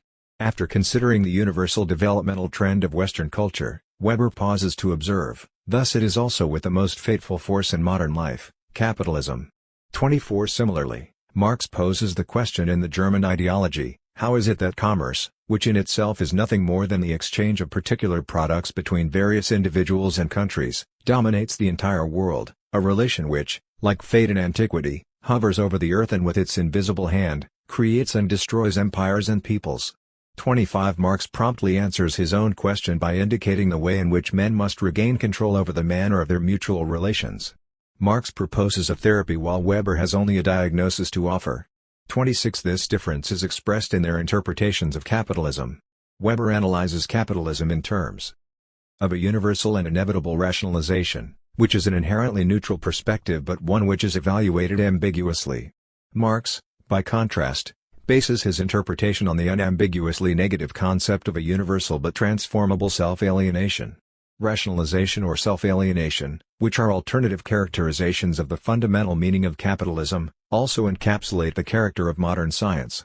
As a specialized enterprise, science is also the instrument and expression of this universal destiny. Scientific progress is an element, the most important element, in that process of intellectualization which we have been undergoing for millennia and which today is generally evaluated in such an extraordinarily negative way. 27 Marx replies similarly to those critics who accuse political economy of barbarically tearing apart things which belong together, as if this rupture had made its way, not from reality into the textbooks, but rather from the textbooks into reality, and as if the task were the dialectical accommodation of concepts, not the grasping of real relations. 28 Yet in keeping with a fragmented reality, it is invariably the dominant spirit of the specialized sciences which is normative for our concepts of truth, objectivity and scientificity. Consequently, the critique of the contemporary world of Marx and Weber can only be brought out if one discounts the apparently specialized character of their own scientific works. Chapter 2. Weber's interpretation of the bourgeois capitalist world in terms of rationalization. The starting point of Weber's research. Truth in the turmoil of the bewitched, who learn it only to exchange it for new beliefs or to dismember it. Truth without respite on worn-out pillows, without chewing again the finished fragments. Truth which lays bare even dignity, struggling to carry on your shoulders every burden of the displaced idols and the contents of the hollowed-out firmament and of hell. This truth you bore out of the ground through 1,000 doors, a leader free from the falsehoods to which others are drawn. 1. The field, specifically worthy of being known, in which Weber's investigations move, is basically a single one. It is not this or that particular fact, nor the general cultural significance of capitalism. This field, whose scholarly investigation was Weber's aim in the midst of all his methodological considerations and his wide-ranging substantive investigations, was the following: "The social science we wish to pursue is a science of reality, Wirklichkeit Wissenschaft. We wish to comprehend in its specific quality the reality of the life which surrounds us and into which we are placed, the interrelation and cultural meaning of its individual phenomena in their contemporary form as well as the causes of their having developed in the way they have. 2. In consequence, it is not the purpose of historical investigation to find out how it was, as in Renke. 3. Nor how it had to be because of historical necessity, as in Marx. Rather, historical investigation should render comprehensible how we are today as we have become. Capitalism is one of the factors, indeed a preeminent factor, in this history of the present, which is however itself merely a segment of the process of human destiny. For this apprehension of the meaning of the reality that surrounds and determines us, this socio-historical self-knowledge, is explicitly distinguished by Weber from the search for ultimate factors and general laws. The meaning of the form of a cultural phenomenon, and the basis of this meaning, cannot be rendered intelligible in terms of a system of laws, no matter how complete, for meaning presupposes the relations of cultural phenomena to ideas of value. Empirical reality is culture for us, because, and inasmuch as, we relate it to values, it comprises those elements of reality which are rendered meaningful for us by this relation, and only these elements. 5. Our human reality can therefore never be comprehended without presuppositions. The only thing which would result from the attempt at a seriously presupposition-less knowledge of reality would be a chaos of existential judgments about innumerable discrete perceptions. And even this result would be only seemingly possible. 6. The categorization of a process as, for example, a socio-economic phenomenon, does not signify anything objectively inherent in the process itself. It is conditioned by the direction of our cognitive interest, which in turn arises from the specific cultural meaning of such a process. 7. This meaning is what it is by being so for us as human beings, though not necessarily for us as singular individuals. But what is meaningful for us cannot of course be discovered by a presupposition-less investigation of the empirically given. Rather, the recognition of its meaningfulness is a prerequisite for anything to become the object of investigation. 8. A prerequisite even for its appearing problematical and worth knowing. A case in point is the fact of the meaning of capitalism. Human reality is meaningful for us and worth knowing in various possible respects. This includes the meaningful fact of science itself in its character of having become so and not otherwise. Weber regards the scientific form of his own cognitive style as a characteristic of the specific historical character of the whole of our modern existence and of its problems. This sets him radically apart from any purely scientific and unreflective eagerness for specialized knowledge, as well as from the naive faith in science exhibited by most Marxists. 9. Weber's awareness of the character of science prompts him to question the meaning of specialized and rationalized science. 10. Having become specialized and professionalized, and to that extent positive, science itself has become part of the spirit and unspirit of capitalism. 11. Within the framework of such a science one cannot determine, scientifically, whether such science has any meaning at all or what sort of meaning it has, inasmuch as it is neither a path to God, nor to true being, nor even to personal happiness. Weber's methodological question as to the value of science is basically the same question that Nietzsche posed in regard to philosophy when he inquired after the meaning and value of truth, for what sense could our existence have, if not the sense that within us this urge toward truth has become conscious of itself as a problem? 12. Faith in the value of scientific truth is the product of particular cultures, observes Weber. 13. And from this point of departure he posits the requirement of the so-called value freedom of scientific judgment. This does not constitute a retreat to pure scientificity, rather it is the desire to take into account the extra scientific standards within scientific judgment. What this doctrine demands is not the elimination of guiding value ideas and interests, but their objectivation, so as to provide a basis for us to distance ourselves from them. It is a hair-thin line that separates science from faith. 14. And scientific judgment cannot really be categorically severed from value judgment, though the two must be distinguished. What can and must happen in the interest of scientific objectivity is not an illusory denial of subjectivity but the deliberate and explicit acknowledgement and consideration of what is scientifically relevant, although it is scientifically unprovable. So-called objectivity, and Weber never speaks of objectivity except as so-called and in quotation marks, rests exclusively on the fact that the given reality is ordered in categories, which are subjective in the specific sense that they constitute the precondition of our knowledge and are contingent upon the presupposition of the value of that particular truth which only empirical knowledge can give us. 15. Consequently, Weber's objection to Marxism as scientific socialism is not that it rests upon scientifically unprovable ideas and ideals, but that the subjectivity of its fundamental premises is presented with the appearance of objective, universal validity. His objection is therefore that Marxism confuses subjective and objective premises and thus is scientifically prejudiced in its own value judgments and prejudices. The preceding arguments are directed against this confusion, not against the assertion of personal ideals. The absence of principles and scientific objectivity have no interrelation to each other. 16. According to Weber, Marxism is not too little committed to a belief in science, but far too much. What it lacks is a certain scientific open-mindedness in the face of the questionable nature of scientific objectivity. Weber holds that binding norms and ideals are not scientifically provable and that, in consequence, there are no recipes for praxis, yet it does not follow from this principle that value judgments, because they are ultimately subjective in origin, lie altogether outside the range of scientific discussion. Criticism does not stop in the face of value judgments. Rather, the question is, what is the meaning and purpose of scientific criticism of ideals and value judgments? 17. Weber's main purpose, therefore, is as follows: to render the ideas, for which people in part allegedly and in part actually do struggle, 18 intelligible qua ideas by means of scientific critique, for example the critique of Roscher and Nies, and through self-reflection. This uncovering of the essentially guiding ideas and ideals of scientific investigations, the unveiling of what is ultimately intended, is designated by Weber himself as social philosophy. 19. The ultimate achievement of scientific reflection in this regard is to make conscious the ultimate yardsticks manifest in the concrete value judgment. 20. Thereby rendering these standards accessible to a process of discussion and argument which is clear about its own premises. Scientific self-reflection, which transcends the naive positivity of specialized science, does not indicate what should be done, but it does. Weber, The Bourgeois Capitalist World. Show what can consistently be done with available means to attain a pre-given purpose. Above all, such self-reflection enables us to know what we really want. The here presupposed objective invalidity of our ultimate value standards and the absence of obligatory general norms does not inhere in the general nature of science as such, rather, this lack stems from the characteristics of that particular cultural epoch which is fated to have eaten from the tree of knowledge, to have recognized that we must ourselves be able to create the meaning of history.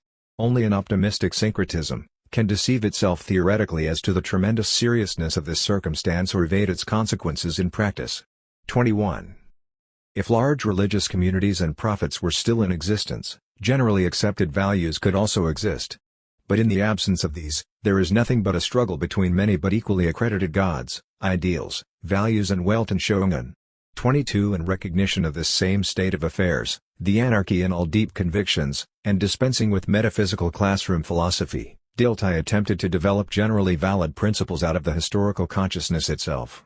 Weber, by contrast, not only renounced the derivation of such principles, but actually sighed with relief whenever the impossibility of formulating objectively valid value judgments had once again been proved. 23. His relief corresponding to his idea of human freedom.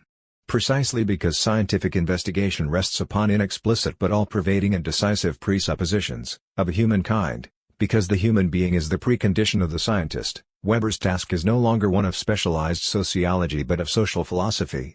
His aim is to make explicit the a priori of the guiding value ideas within each specific inquiry.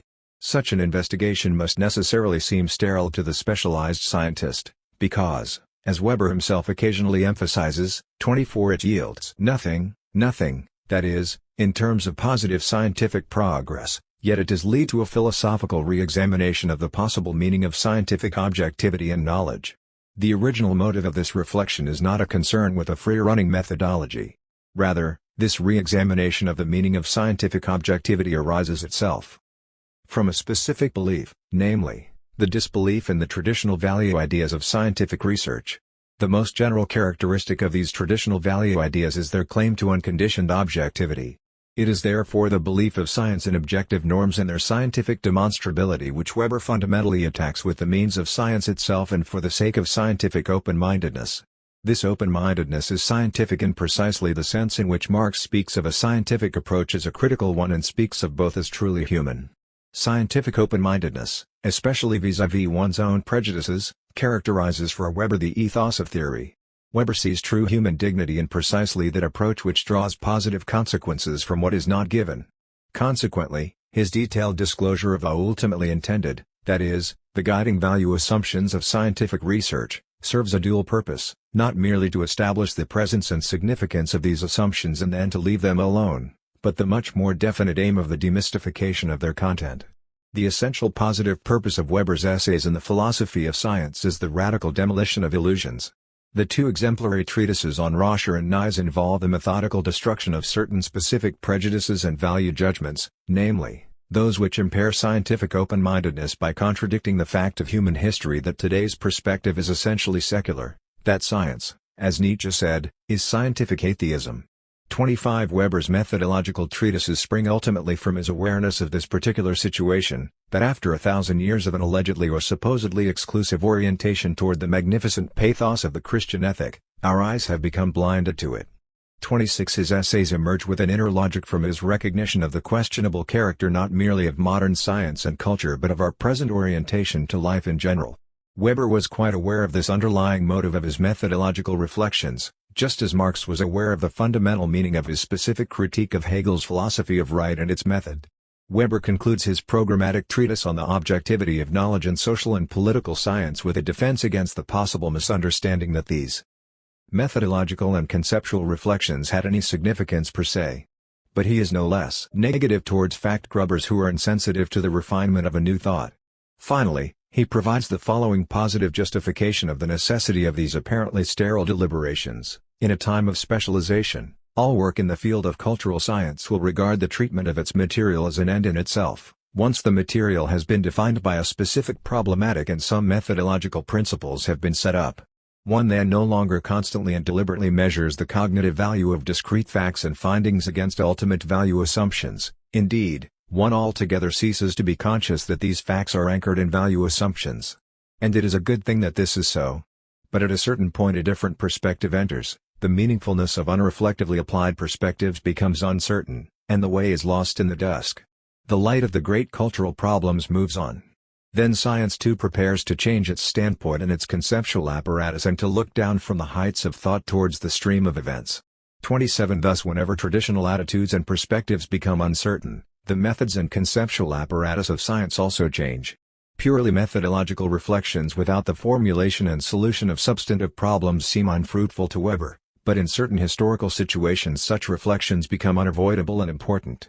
This is the case when in consequence of strong shifts in the perspectives, which govern the presentation of a given subject, the notion occurs that the new perspectives also entail a revision of the logical forms employed within the traditional enterprise.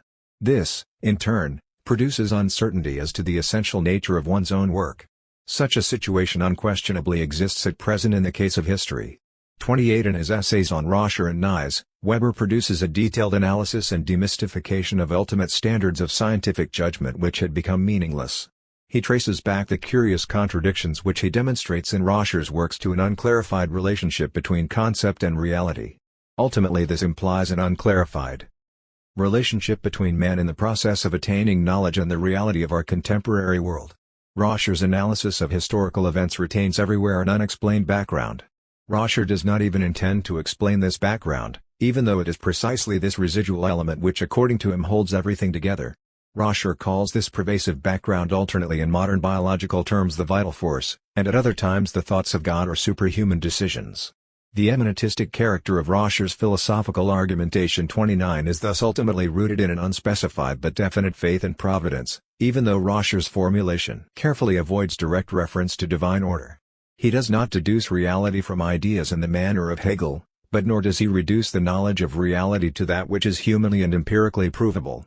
Even in economic life he assumes a higher divine element which limits worldly self-interest, and this presupposition also decisively penetrates right into the logical structure of his political economy, from whence Weber extracts it. Thus Roscher's method remains an inconsistent and self-contradictory structure 30 which corresponds to his mild, conciliatory personality. In no way is his method the expression of clear and consistently implemented ideals. The self-contradiction in Roscher's method arises inherently from the unification of scientifically open-minded inquiry with a religious perspective. In relation to Hegel, Roscher represents less a contrast than a retrogression. Hegelian metaphysics and the dominance of speculation have disappeared in him. Hegel's brilliant metaphysical constructions are replaced by a fairly primitive form of simple religious faith. Yet we note here that this goes along with a process of recovery, one might even call it a progress towards open-mindedness in scientific work, or, To employ the awkward current usage, freedom from prior assumptions. 31 Here it becomes quite evident that Weber's insistence on scientific open-mindedness 32 does not refer merely to logical contradictions or obscurities, as Weber's own words often seem to indicate. Rather, scientific and philosophical practice gains the value of clarity and open-mindedness from the fact that it is an expression of a purely secular attitude towards life oriented towards mundane events. Such an orientation is contrary to Roscher's religious interpretation of history. It is the open-mindedness of not being closed in by transcendent ideals, which characterizes Weber's empirical method. 33 As with Roscher, Weber also makes clear in regard to Nies, the fundamental philosophical basis of his concept of freedom and its consequences for its importance in the logic and method of economics. It is soon evident that Nies also is enmeshed by that historically oriented doctrine of organic natural rights, which in Germany penetrated all areas of research into human culture, primarily under the influence of the historical school of law. 34 Weber then begins with the following question: what concept of personality is implied by Nies's concept of freedom? Again the answer is highly abstract, yet decisive for the realm of the concrete. Nies presupposes a concept of personality as an individual substance. The formal unity of the personality is surreptitiously transformed by him into organic naturalistic unity, which he then interprets as being objectively present and free of contradiction. Conjoined with this is a preconception of the nature of morality, although, as Weber observes, entire cultural movements such as Puritanism have produced a human type characterized precisely by its contradictory ethics. Like Roscher, Nies also encounters everywhere a dark background, a kind of unified vital force as the ultimate agent within the historical process and as the principle of historical interpretation. Nies presupposes a substantial and metaphysical conception of individuals and peoples in accordance with the spirit of Romanticism. Weber calls this a paler version of Roscher's pious faith that the souls of individuals as well as of peoples are created directly by the hand of God. 35 Nies also is still under the influence of the epigones of the Hegelian metaphysic of history, which was diverted into the realm of anthropology and biology. This traditional perspective is clear in the eminentistic character of his basic concepts. The real collectivity and the abstract concept of species overlap in his work. Nor does he succeed in presenting the relationship between concept and reality with scientific open Max Weber and Karl Marx. Mindedness. 36 Yet this particular failure does not result from a purely scientific error, such as a lack of logical sharpness.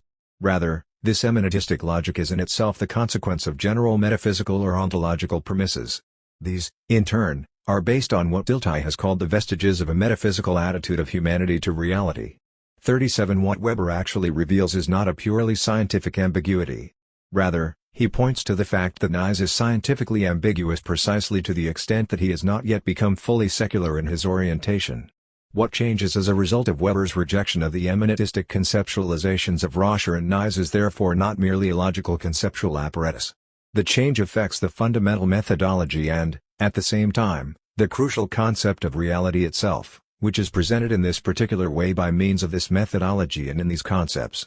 Along with the transformation of reality into something entirely secular and without an objective meaning, the eminentistic conceptualization also becomes an ideal typical construction, and all substantial definitions of social structures vanish.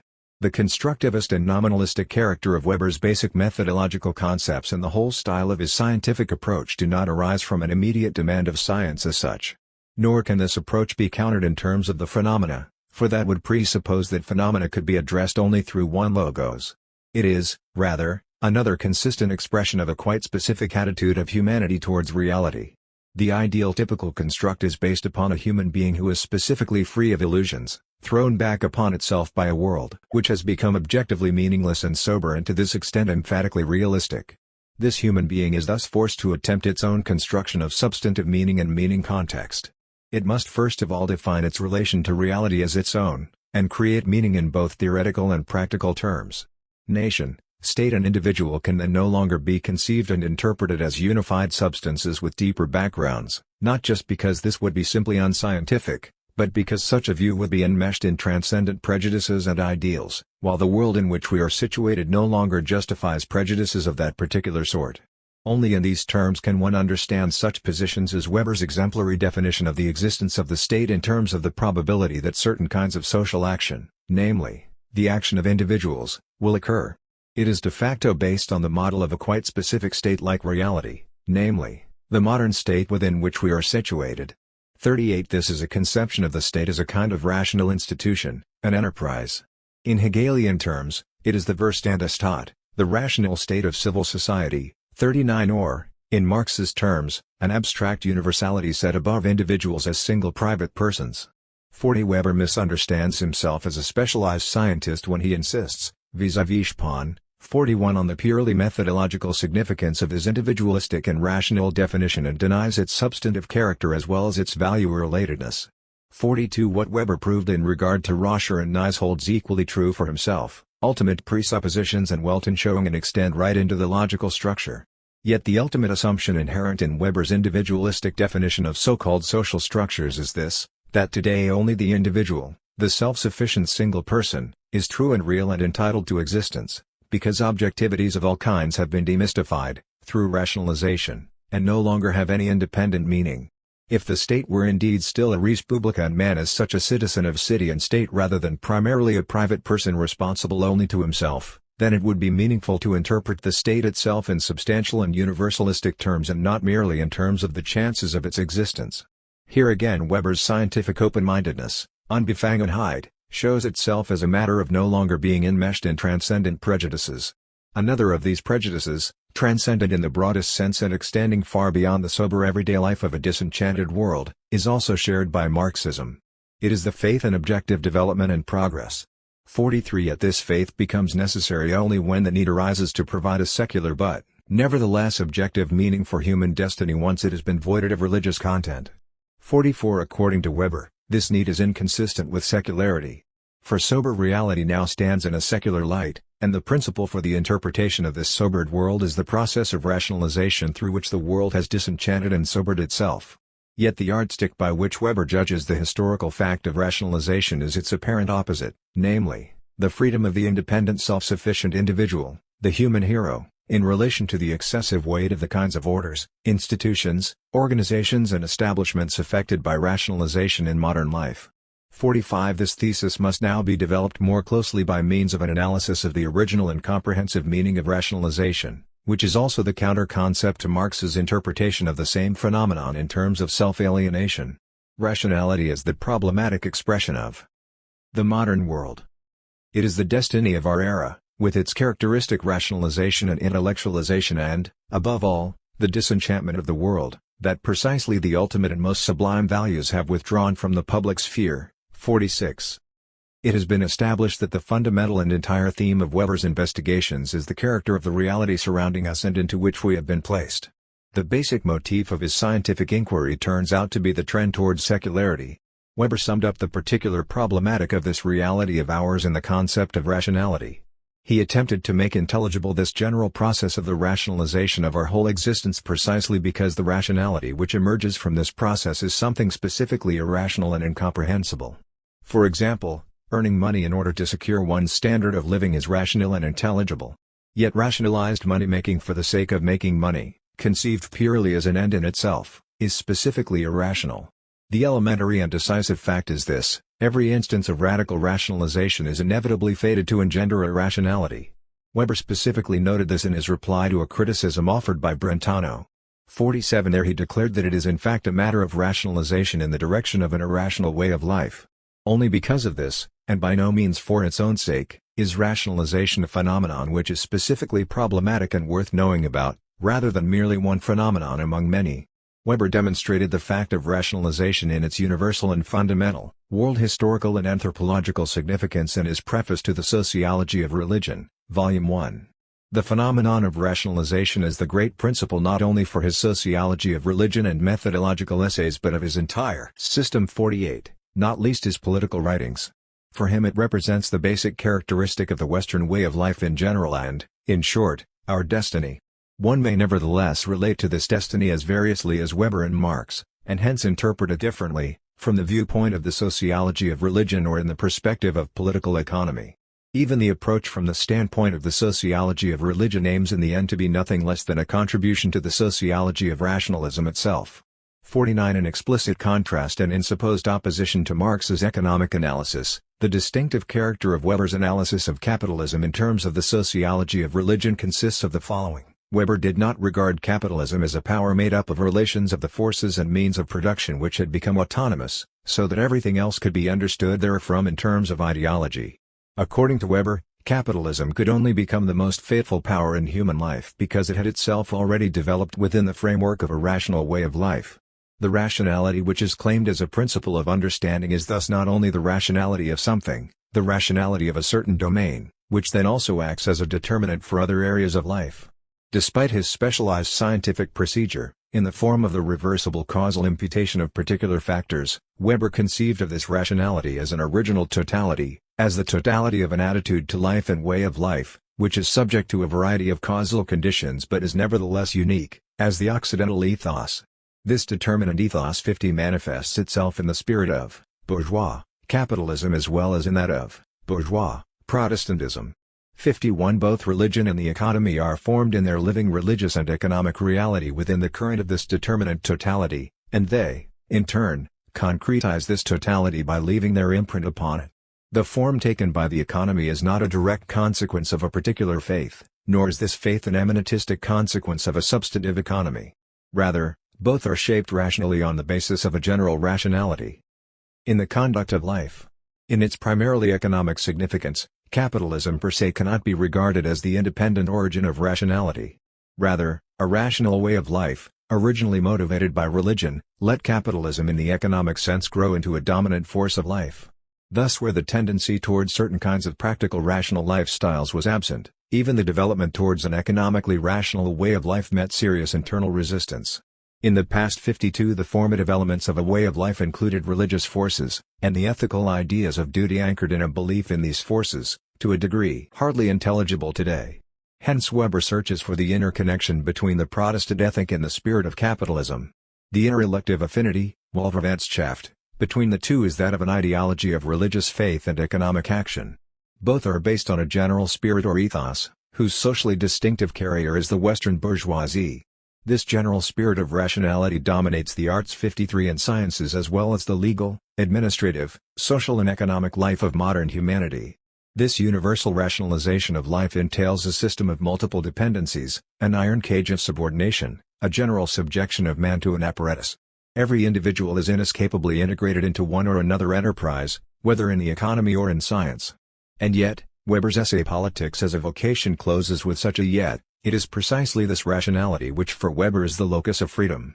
This link between rationality and freedom, which is here only asserted, can be perceived, more directly than in his theoretical investigation, in the inner impulse behind Weber's practical attitude towards all rationalized institutions, organizations and forms of order in modern life. He fights against their claim to metaphysical reality and uses them as means to an end. In his essay Eyes and the Problem of Irrationality, Weber discusses the question of so-called free will in relation to historical investigation.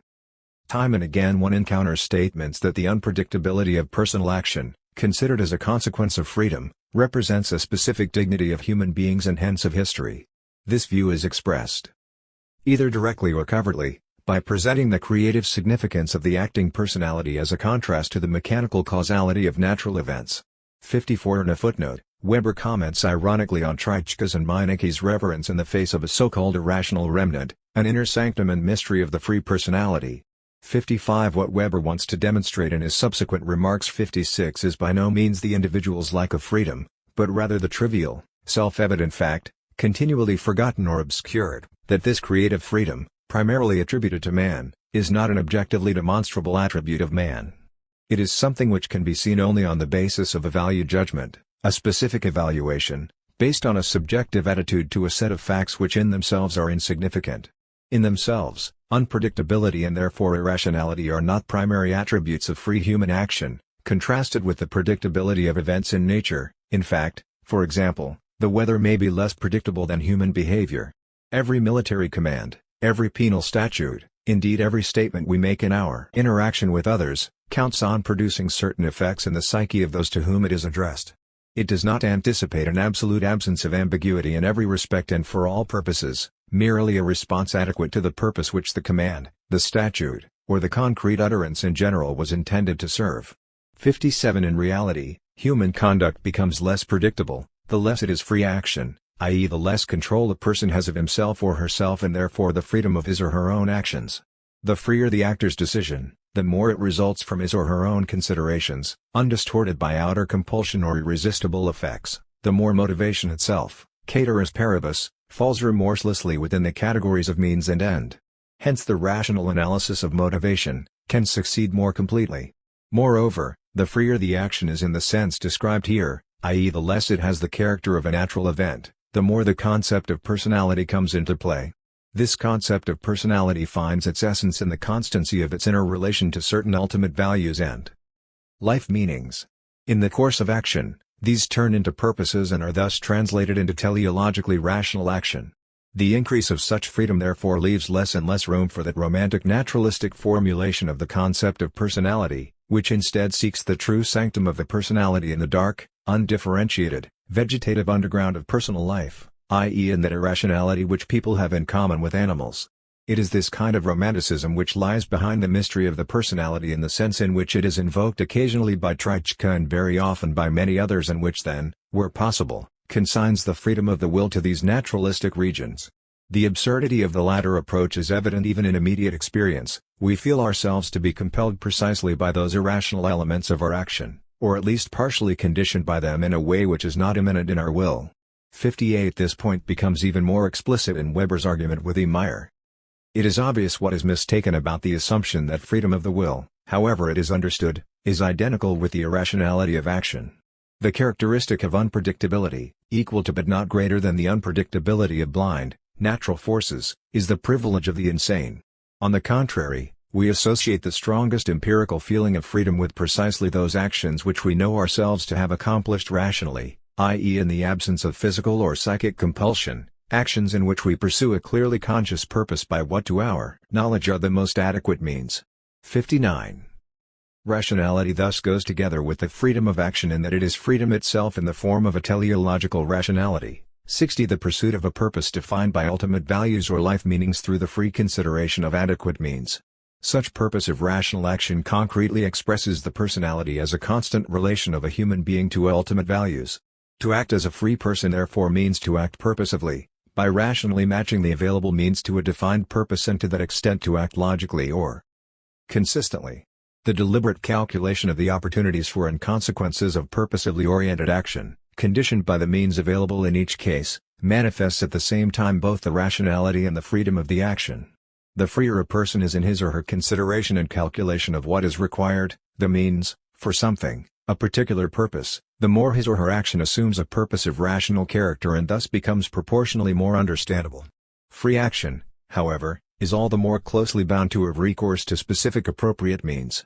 Or, when no such means are available, sometimes to abandon the aim itself. It is precisely the person who is empirically free, the person acting after deliberation, who is teleologically bound by the means for the attainment of his or her purpose. Yet these means vary according to the objective situation. The manufacturer engaged in competitive struggle and the speculator at the stock exchange gain little from their belief in their free will. They face the choice between economic ruin or obedience to certain narrow maxims of economic behavior. If they fail to obey these maxims, to their obvious loss, we will, in seeking an explanation, perhaps consider precisely this one, that they were lacking in willpower. It is precisely the laws of theoretical economics which necessarily presuppose the existence of free will in every sense of the word which is possible in the empirical realm. 61. The freedom to bind oneself in the pursuit of one's ultimate aims to the available means signifies nothing more nor less than the responsibility of human action. But knowledge of means, though only of means and not of purposes, is provided by rational science. 62. It thus renders feasible the inner consistency and therefore, integrity of our purposive conduct, theoretical as well as practical. The rational weighing of available means in relation to an aim which one has chosen oneself, and the weighing of the aim itself in terms of the chances and consequences of its attainment, constitute the responsibility of free, rational action. The ethical tension between means and goals, i.e. that the attainment of a good purpose may depend on the use of questionable means, transforms the rationality of responsibility itself into a definite ethos. Weber contrasts this ethic of responsibility with the ethic of conviction, which he regards as an ethic of irrational conduct because of its indifference to consequences. In comparison to purposive rational action, the ethic of conviction has a value-rational orientation. The ethic of responsibility, by contrast, takes account of the prospects and consequences of action on the basis of the available means. 63. It is a relative, not an absolute, ethic because it is related to the knowledge, attained through this weighing of means, of the prospects and consequences of pursuing one's aims. If one opts for the ethic of responsibility, one also decides in favor of rationality as means, ends rationality. 64. This is only in seeming contradiction to the theoretically equal weight given to purposive rational, valuational, effectual and traditional conduct within the system.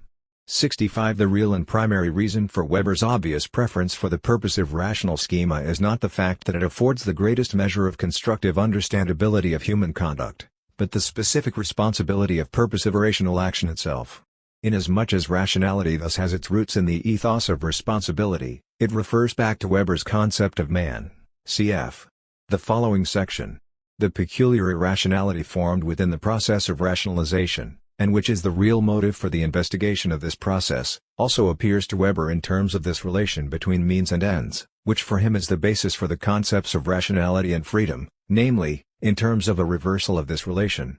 That which was originally a mere means, to an otherwise valuable end, becomes itself an end or an end in itself. In this way, means as ends make themselves independent and thus lose their original meaning or purpose, that is, they lose their original purpose of rationality oriented to man and his needs. This reversal marks the whole of modern civilization, whose arrangements, institutions and activities are so rationalized that whereas humanity once established itself within them, now it is they which enclose and determine humanity like an iron cage. Human conduct, from which these institutions originally arose, must now in turn adapt to its own creation which has escaped the control of its creator.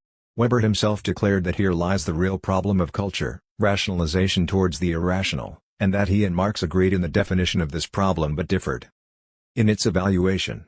In his 1918 lecture on socialism, which, in the political circumstances of the time, was a remarkable tribute to the achievement of the Communist Manifesto, Weber presented the so-called separation of the worker, including the intellectual worker, from the means of work.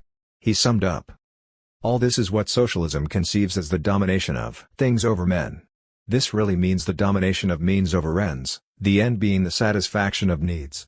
66. This paradoxical inversion, this tragedy of culture, as Simmel has termed it 67, becomes most clearly evident when it occurs in exactly the type of activity whose innermost intention is that it be specifically rational, namely, in economically rational activity. And precisely here it becomes plainly apparent that, and how, behavior which is purely purposive rational in intention turns inexorably into its own opposite in the process of its rationalization. It then gives rise to the senseless irrationality of self-sufficient and arbitrary conditions which dominate human conduct. The rational total organization of the conditions of life produces, of itself, the irrational arbitrary rule of the organization. The entire theoretical and practical work of Marx is concerned with the explanation and destruction of this general state of affairs. Weber's work aims at understanding it. The Marxist economic formula for this reversal is CMC, MCM. This economic perversion is, however, for Marx as well, the economic form of a general perversion, which consists in the domination of things over men, the product, of whatever kind, over the producer. 68. Its immediate human expression is the objectification and specialization of man himself, the particular specialist, who is divided as a human being by his objective activity. Like any other form of specialized enterprise, Weber saw the specialized human being as typical of a rationalized epoch, and gave this conception of humanity his ambiguous assent. The antinomy of Weber's political science is basically that it is just this inexorable adjustment to the rational, enterprise-like character of all modern institutions that becomes the locus of possible self-realization. The cage of subordination becomes the only available space for the freedom of movement which was Weber's primary concern, both as man and as politician. He denied the intrinsic value of all modern institutions, but affirmed them nevertheless as the given means towards a freely chosen purpose. On the other hand, it was precisely our recognition of the subjectivity of our ultimate judgments of purpose and value, and of our ultimate decisions, that was to assure the objectivity and realism of scientific thought and political action. In consequence, Weber's position became one of permanent opposition, with the unique aim of defending the autonomous individual amidst and in the face of the individual's growing dependence on the political and economic world. The rigorous distinctions made by Weber both in the philosophy of science and in practical conduct, the separation of object and person, of objective knowledge and subjective evaluation, of officialdom and leadership, of the ethic of responsibility and the ethic of conviction, these all arise from this single fundamental conflict between freedom and rationalization. The inexpressible criterion by which the irrationality of the rationalized is interpreted as such is the presupposition, shared by both Marx and Weber, 69, that the primary and absolutely autonomous purpose, the ultimate purpose of all human institutions, is not the institutions themselves but man. Everything else is merely a means for human purposes. For example, the economic beliefs of the bourgeois stratum of society, which were originally religiously motivated, in other words, by certain human needs, become irrational when, emptied of their religious content, they are transformed into profane economic activity. What began as a means towards a religious end now serves other, profane purposes. Not only this, but the mode of economic behavior has become so autonomous that, despite all its apparent rationality, it no longer has any clear relation to the needs of human beings as such. The overriding force and arbitrariness of the circumstances of life which have developed into autonomous states of affairs are then the irrational, assuming that the rational is defined as the independence and autonomy of man. This holds true whether one sees man's humanity within the horizon of his social existence, as Marx did, or judges it, like Weber, by the individual character of man's responsibility to himself. Weber's viewpoint for interpreting man's humanity, by which this irrationality is measured, is not earthly happiness. This can be seen indirectly from the fact that, although he repeatedly tried to demonstrate that, for example, earning money as an end in itself is totally irrational in terms of happiness or gain for the individual, he never said that this inversion of what we would call the natural state of affairs, an inversion which to the open mind appears absolutely senseless, is also simply senseless in his own view. We here means one, for it is evident that Weber's own sympathies lay with those very Puritans to whom their work and their calling and the restless activity of their business had become a necessity of life. This, Weber asserted, is in fact the only fitting motivation. It brings out immediately what from the standpoint of personal happiness appears so irrational about this way of life. 70. On the other hand, it is equally evident that Weber's own ethos was no longer that of a faithful Puritan. It was a completely secularized ethos, yet it could not dispense with the meaning and interpretation of work. 71. The idea of the duty of one's calling clearly underlies Weber's demands of the day. This exponent of a rationalized world wanders through our lives as a mere ghost of former religious belief systems, and nobody knows yet who will inhabit that cage in the future. 72. This raises the question of Weber's own attitude towards the irrational fact of universal rationalization, whose human expression is the specialized professional.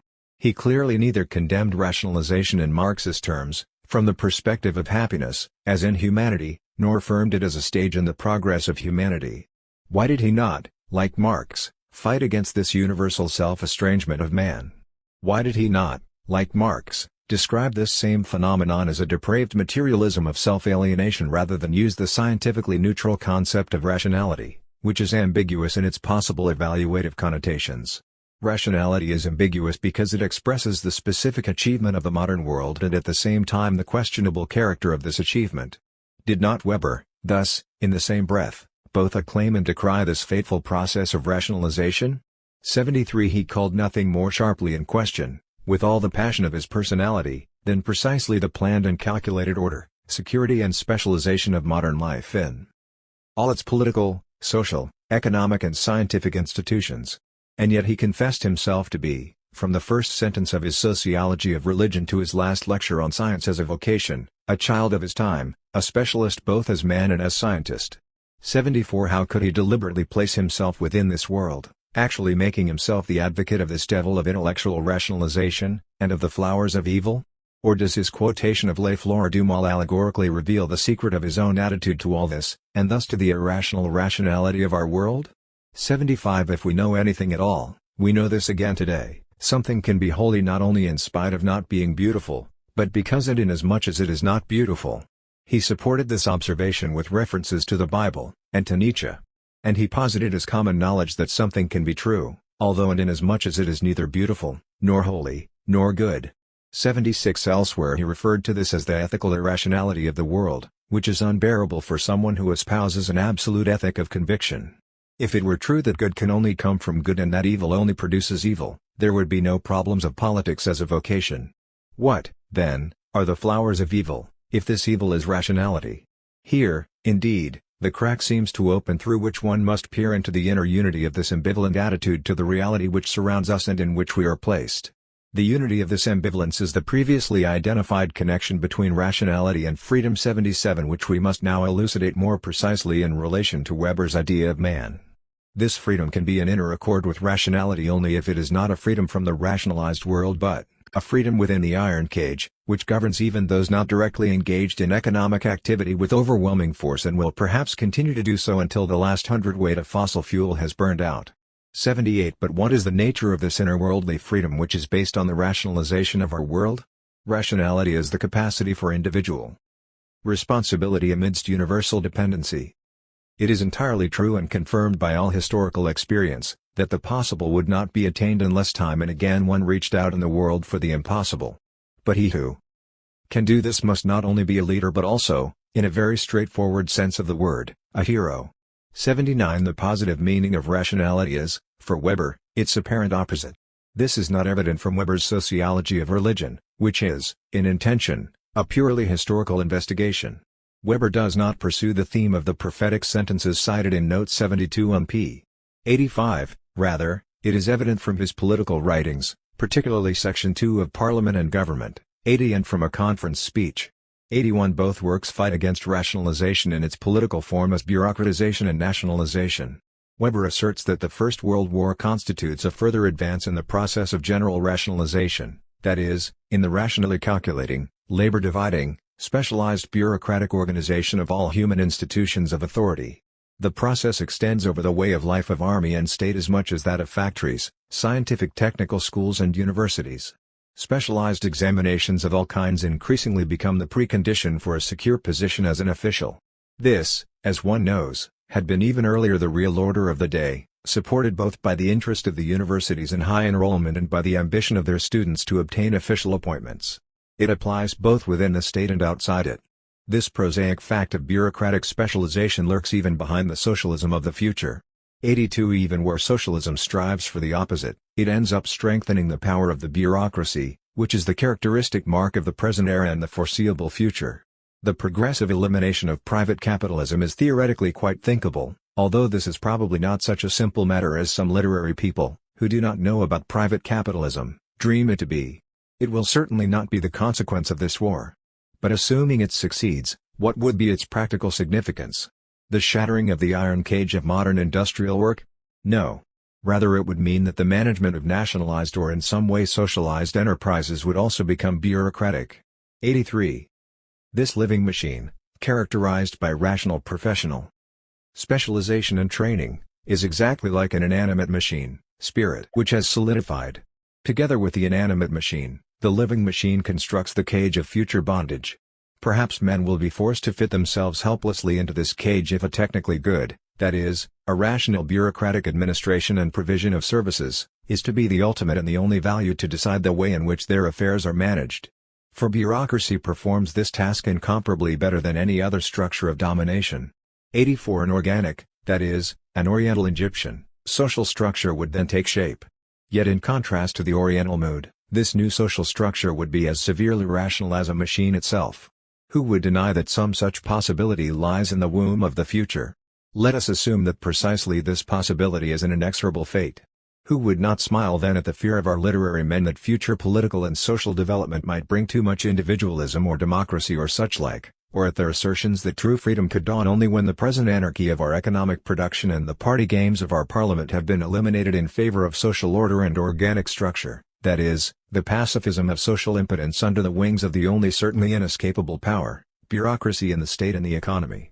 In view of the basic fact of the irresistible advance of bureaucratization, the question of future forms of political organization can be posed only as follows. 1. Given this overwhelming tendency towards bureaucratization, how is it still at all possible in any sense to preserve any remnants of an individualistic freedom of movement? 85 8 years earlier, in 1909, Weber had already employed almost the same terms against the apologists for rationalization in the area of administration and politics, though he himself was convinced that the advance of this human machine was irresistible. Consequently, the question one may pose is not how to change anything in this development, Marx. One cannot do this. Rather, the question is what follows from this development, that is, in keeping with his earlier considerations, what, given these means, one can consistently aim at and what. In terms of ultimate values. For this passion even among today's students for bureaucratization leads one to despair. It is, as if, knowingly and deliberately, we actually wanted to become men who require order and nothing but order, who grow nervous and cowardly if this order falters for a moment, and who become helpless if they are uprooted from their exclusive adaptation to this order. We are anyway involved in this development towards a world which knows only these men of order. The central question, therefore, is not how to support and accelerate this trend ever further, but rather what we have to oppose to this machinery in order to preserve a remnant of humanity from this fragmentation of the soul, from this absolute domination of bureaucratic ideals of life. 86. The conference speech ended with an ostentatiously immoralist challenge. Weber suggested that the expansion of private capitalism, coupled with a purely business bureaucracy, which is more readily open to corruption, seems preferable today to governmental direction by the highly moral and authoritarianly transfigured German officialdom. 87. The only question Weber admitted in the face of irresistible bureaucratic rationalization is how it is still at all possible, given this overpowering trend towards the rationalization of the whole life, to preserve some remnants of some kind of individualistic freedom of movement. It is this freedom of movement which Weber did not exactly preserve for himself, rather, he constantly fought for it, almost for the sake of the struggle itself. A man like Jacob Burckhardt may be said to have preserved his freedom by means of a conscious withdrawal into the private sphere and into the culture of old Europe. 88. A scholar of the type of E. Gothane 89 also half preserved his freedom. But Weber, by contrast, constantly fought for this freedom, by ostentatiously and deliberately placing himself within this world, in order to oppose it from the inside by renunciatory action. 90. The question, however, is how and for what? To answer this last question requires a synoptic survey of the general context of meaning in which the phenomenon of rationalization stands. The most general and most pervasive success of rationalization is that which Weber has demonstrated in particular in relation to science, namely, a basic disenchantment of the world. 91. The magic which surrounded the relation of man to the world in earlier epochs was, rationally expressed, the faith in some kind of objective meaning. After the disenchantment of this magic, it becomes necessary to search anew for the meaning of our objectivities. Hence Weber searches in particular for the meaning of science. Since all objectives have lost their objective meaning as a result of the rationalization carried through by human beings, they are now available to human subjectivity in a new way, for the determination of their meaning. As regards the relation of man himself to the world, this disenchantment of the world which motivates the search for meaning represents a pervasive disillusionment, scientific open-mindedness. The positive opportunity presented by this disappointment of man and the disenchantment of the world through rationalization is the sober affirmation of everyday life and its demands. 92. This affirmation of everyday life is at the same time a denial of all forms of transcendence, including that of progress. Progress then means only moving forward in the predetermined pathways of destiny, with passion and resignation. In comparison with transcendent beliefs, this belief in the destiny of the times and in the passion of temporal action is a positive absence of faith. The positive element of this lack of faith in something that goes beyond the destiny of the times and the demands of the day, this lack of faith in the objective presence of values, meanings and validities, is the subjectivity of rational responsibility as the pure responsibility of the individual towards himself. The decisive character of this individualism which Weber put in quotation marks 93 is given by the differentiation of two basically dissimilar kinds of responsibility. The specialized bureaucrat, like every rationalized specialist, is never responsible to himself as an individual but only with regard to his office, responsible to his institution and to himself as a member of that institution. In contrast to this, genuinely leading politicians or leading entrepreneurs, these remnants of the heroic age of capitalism, act as human individuals on their own responsibility. They are therefore irresponsible precisely when they aim to make themselves responsible as an official would. 94. The basic attitude which Weber assumed in this rationalized world, and which also governed his, is therefore the objectively unsupported obligation of the individual to himself. Placed into this world of submission, the individual, qua human being, belongs to himself and relies on himself. The precondition for this position is precisely the world of ordinances, institutions, enterprises and securities to which it is opposed. Weber's own position is essentially one of opposition, his opponent is part of himself. To accomplish within the world but against it, one's own purposes which are of this world but calculated for it. This is the positive meaning of the freedom of movement with which Weber was concerned. The crude political formula for Weber's basic movement of opposition is leadership democracy with a machine, as against both leaderless democracy and a leadership which has nothing to lead because it eschews the machine. This definitive affirmation of the productivity of contradiction puts Weber in extreme opposition to Marx, who remained a Hegelian not least in his wish fundamentally to resolve the contradictions in bourgeois society. And Marx, unlike Hegel, did not want merely to preserve the contradictions within the absolute organization of the state, He wanted to eliminate them altogether in a completely non-contradictory society. The motive force of Weber's whole approach, on the other hand, was the contradiction, always conquered anew, between the recognition of a rationalized world and the counter-tendency towards freedom for self-responsibility. The immediate human expression of this fundamental contradiction is the conflict within the human being between man and man as specialist. The unity of freedom and rationality therefore manifests itself most strikingly in the peculiar attitude which Weber the man assumed towards his own nature as a specialist. Here, too, the unity and divergence of his specialized interests corresponds to the unity of a human contradiction. On no occasion did Weber present himself as a totality, but merely as belonging to one or another particular sphere in this or that role, as this or that person, as the empirical scientific specialist in his writings, as the academic teacher in the lecture hall, as the party politician on the rostrum, and as homo religiosus in his intimate circle. 95 It is precisely in this separation of various spheres of life, the theoretical expression of which is value of freedom, that Weber's individuality reveals itself in its unique wholeness. Here, too, the problem for Weber was not the same as for Marx. Marx wanted to find a way to abolish the specific human existence, i.e. existence as a specialist, characteristic of the rationalized world, and also to abolish the division of labor itself. Weber asked rather how man as such, within his inevitably fragmented human existence, could nevertheless preserve the freedom for the self-responsibility of the individual. And even here, Weber fundamentally affirms what Marx describes as a self-alienated humanity because, for him, precisely this form of existence did not merely permit the maximum freedom of movement but enforced it.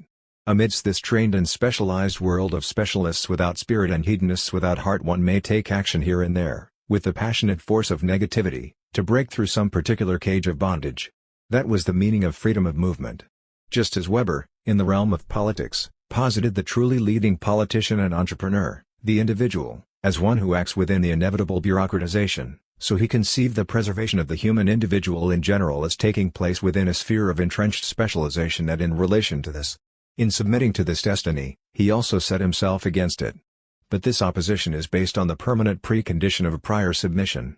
Similarly, Weber's defense of so-called anarchy in economic production corresponds in purely human terms to the defense of the rights of every individuality 96 as such, of the last human hero. And yet, Weber was neither an anarchist nor, in the usual sense, an individualist.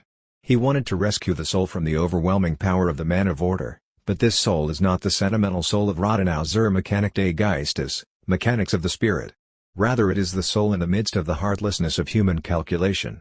97 Thus the individual, which concerned him as what is human, did not represent it for Weber an indivisible totality above or outside the particular actual mode of existence of modern specialized humanity. The individual is a human being when he engages himself fully in his various separate roles, whatever is at issue and whether it is important or trivial. 98 This concept of individuality enabled Weber to commit himself to everything and nothing, to enter each situation and rely entirely on himself. This individualism, in which his idea of man is summed up, may not be capable of breaking the cage of universal affiliation and submission, yet it can break it for each person. Weber deliberately renounced the aspiration to universal humanity, limiting himself to the specialized work of the specialist, which he regarded as being in today's world the precondition for any kind of worthwhile action. Hence this renunciation of total humanity entails the stringent demand that one should engage oneself fully, despite this fragmentation of the soul, by the passion of each, in itself, fragmented action. For nothing has any value for man as a man, unless it can be done with passion. 99 This demon of his passion could also be called the idol of a humanity deprived of its gods. With this as the groundless ground of his purposes, and amidst his own efforts towards scientific and political objectivity, Weber fought against the belief in objectively worthwhile aims, institutions and concepts as a form of idolatry and superstition. All this in order to preserve the human hero. In this, remarks Honigheim, he was ultimately helped by the sociological method of destroying all absolute value claims made by the representatives of institutions.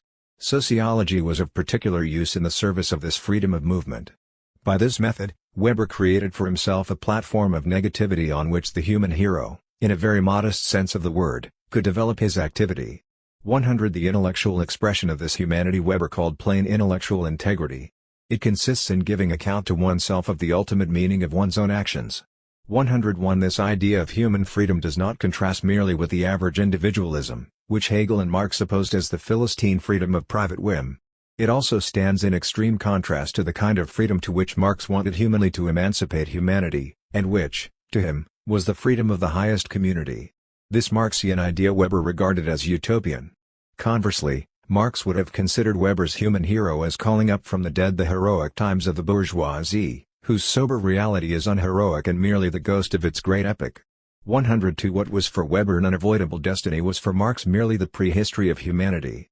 Where Marx put the beginning of true human history, there Weber saw the beginning of an ethic of irresponsible conviction. This difference in their view of the world and their idea of humanity is expressed in the dissimilarity of their determining perspectives for the interpretation of the modern bourgeois capitalist world. For Weber, rationality. For Marx, alienation. Chapter 3. Marx's interpretation of the bourgeois capitalist world in terms of human self-alienation. The historical development of the concept. From Hegel through Feuerbach to Marx. The specifically Marxist theme in the analysis of the bourgeois capitalist world is not its self-alienation, but its anatomy, its skeletal structure, that is to say, its political economy, a term which grasps economic existence and consciousness in a dialectical unity. At first glance, the emphasis on the anatomy of bourgeois society signifies no more than a change of emphasis from bourgeois society in Hegel's sense to the system of needs as such. It depicts the material relations of production as the skeletal structure of this society. At the same time, this approach also includes the much broader and more questionable thesis of the fundamental importance of the material conditions of life as the determinant of all other aspects, which eventually crystallizes in the vulgar Marxist thesis of so-called real base as the foundation on which there arises a superstructure that is to be interpreted as purely ideological. It is in this form, which is not merely vulgarized but disfigured, that Marxism has generally become the object of both criticism and defense. This is how Weber also regarded Marxism and combated it as a dogmatically economistic historical materialism. Leaving aside the question of how far Marx himself, and even more Engels, gave support to this vulgar Marxist conception, the fact remains that after Marx had achieved self-clarification in philosophy, the critique of political economy became his primary concern. Marx's development in this respect can be summarized in the brief formula: he undertook first a philosophical critique of religion, then a political critique of religion, philosophy, politics and all other ideologies. Yet the specifically economic interpretation of all manifestations of human life is, according to Marx himself, only the final result of his critical revision of the Hegelian philosophy of right, and Hegel considered a result as the corpse which the vital impulse has left behind. This vital impulse in the result, the critique of self-alienation, is what will be brought to light from Marx's early writings in the following discussion. The principal sources for this purpose are the writings of 1841-5, and I shall interpret these in turn with particular reference to Weber's guiding principle of rationalization. This thematic limitation does not imply that the young Marx can be completely separated from the mature Marx, and the latter handed over to the Marxists while the former is assigned to bourgeois philosophy. On the contrary, Marx's early writings are and remain fundamental even for Capital, and if the first chapter of Volume 1 of Capital is a result, the vital impulse that produced it can be found already in a discussion in the Rheinische Zeitung of 1842. The basic theme, for Marx as for Weber, is the encompassing reality in which we are placed, and the original form of Marx's critical analysis of the capitalist process of production is a critique of the bourgeois world as a whole in terms of its human self-alienation. This bourgeois capitalist world represents for Marx, as a Hegelian, irrational reality, a human world which isn't human, a perverted human world. And just as Weber found it necessary to understand the demon of rationalization, to trace its course to the end in order to grasp its strength and limits, so Marx also declared that it is important to study this master of the world.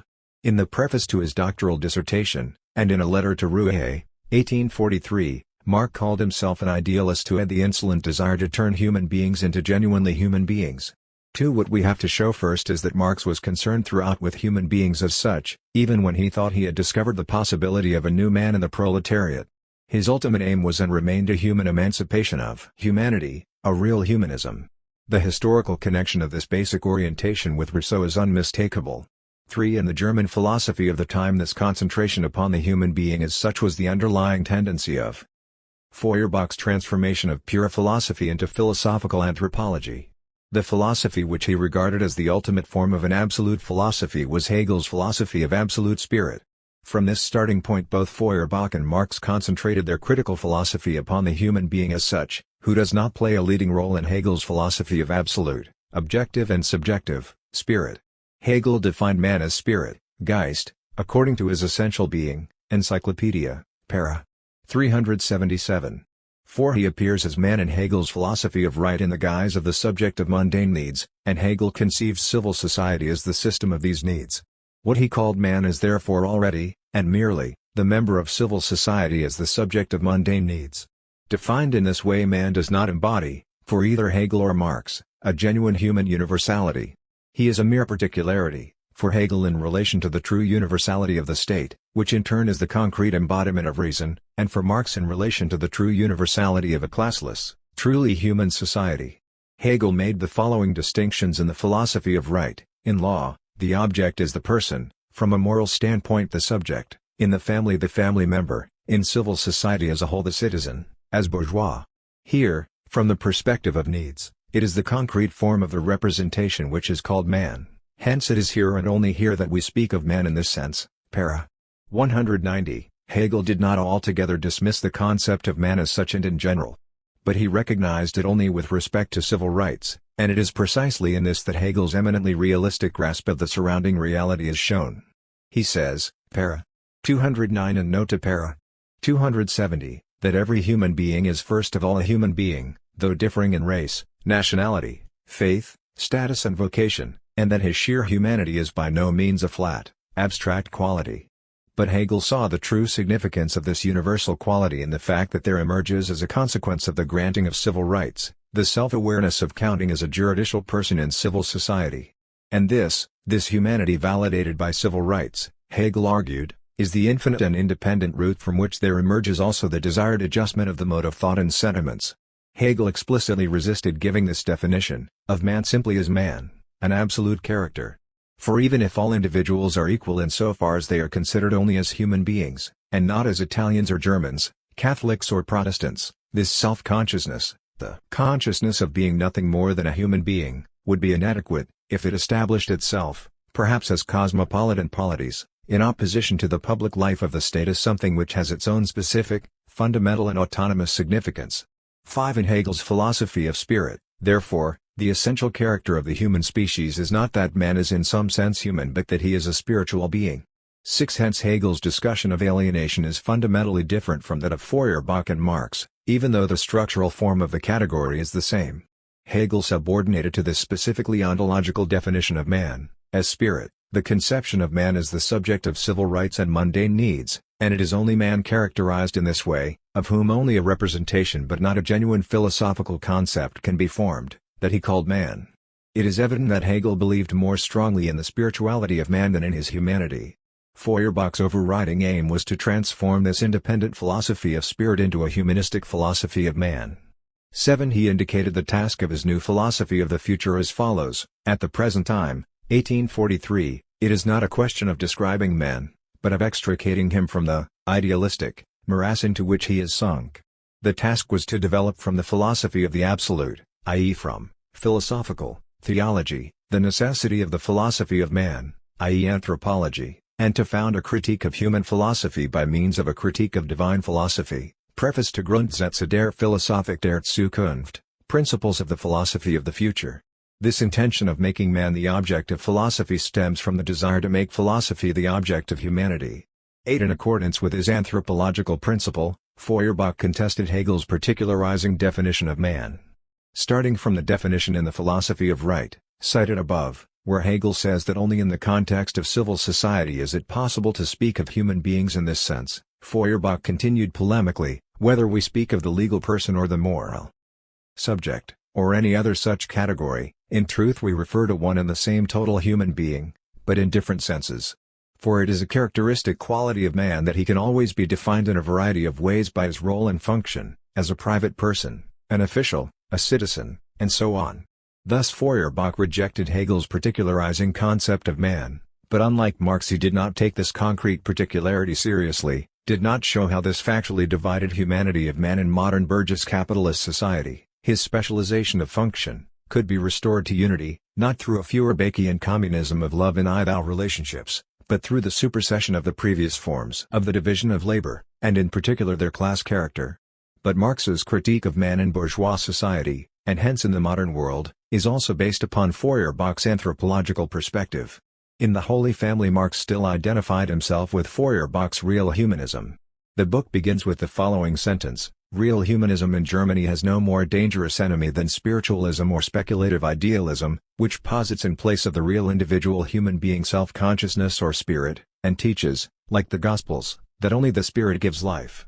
Similarly, Marx's critique of Hegel's philosophy of right begins with a reference to Feuerbach's reduction of theology to anthropology, for this critique is seen as a prerequisite for further criticism of man's this worldly condition. 9. This acceptance of Feuerbach then corresponds with a polemic, which, however incidental, follows the same lines, against Hegel's particularizing definition of man. Marx compared man in bourgeois society with the commodity, as a product of simple labor. For like a commodity, man assumes a questionable double character, in economic terms a value form, and a natural form. As a commodity, that is, as incorporated labor, something is worth a certain sum of money, and in that context its natural characteristics are more or less irrelevant. As commodities, various goods may have quite a different economic value, although they share the same natural characteristics. Similarly, the human being in this world of commodities, existing in its bourgeois value form, plays an important role, in his own eyes and in those of others, perhaps as a general or a banker, but in any case as a specialized individual, fixed and fragmented by his objective activity, while, as a mere human being as such, in his natural form, so to speak, he plays only a shabby part. Here Marx refers laconically in a note to paragraph 190 of Hegel's philosophy of right. This reference can be interpreted as follows: if Hegel makes man as such so particular and partial a thing as is the subject of needs endowed with civil rights, existing alongside other equally partial determinations, this apparently purely theoretical fragmentation of man simply reflects an actual despiritualization and inhumanity in the real conditions of existence of modern humanity.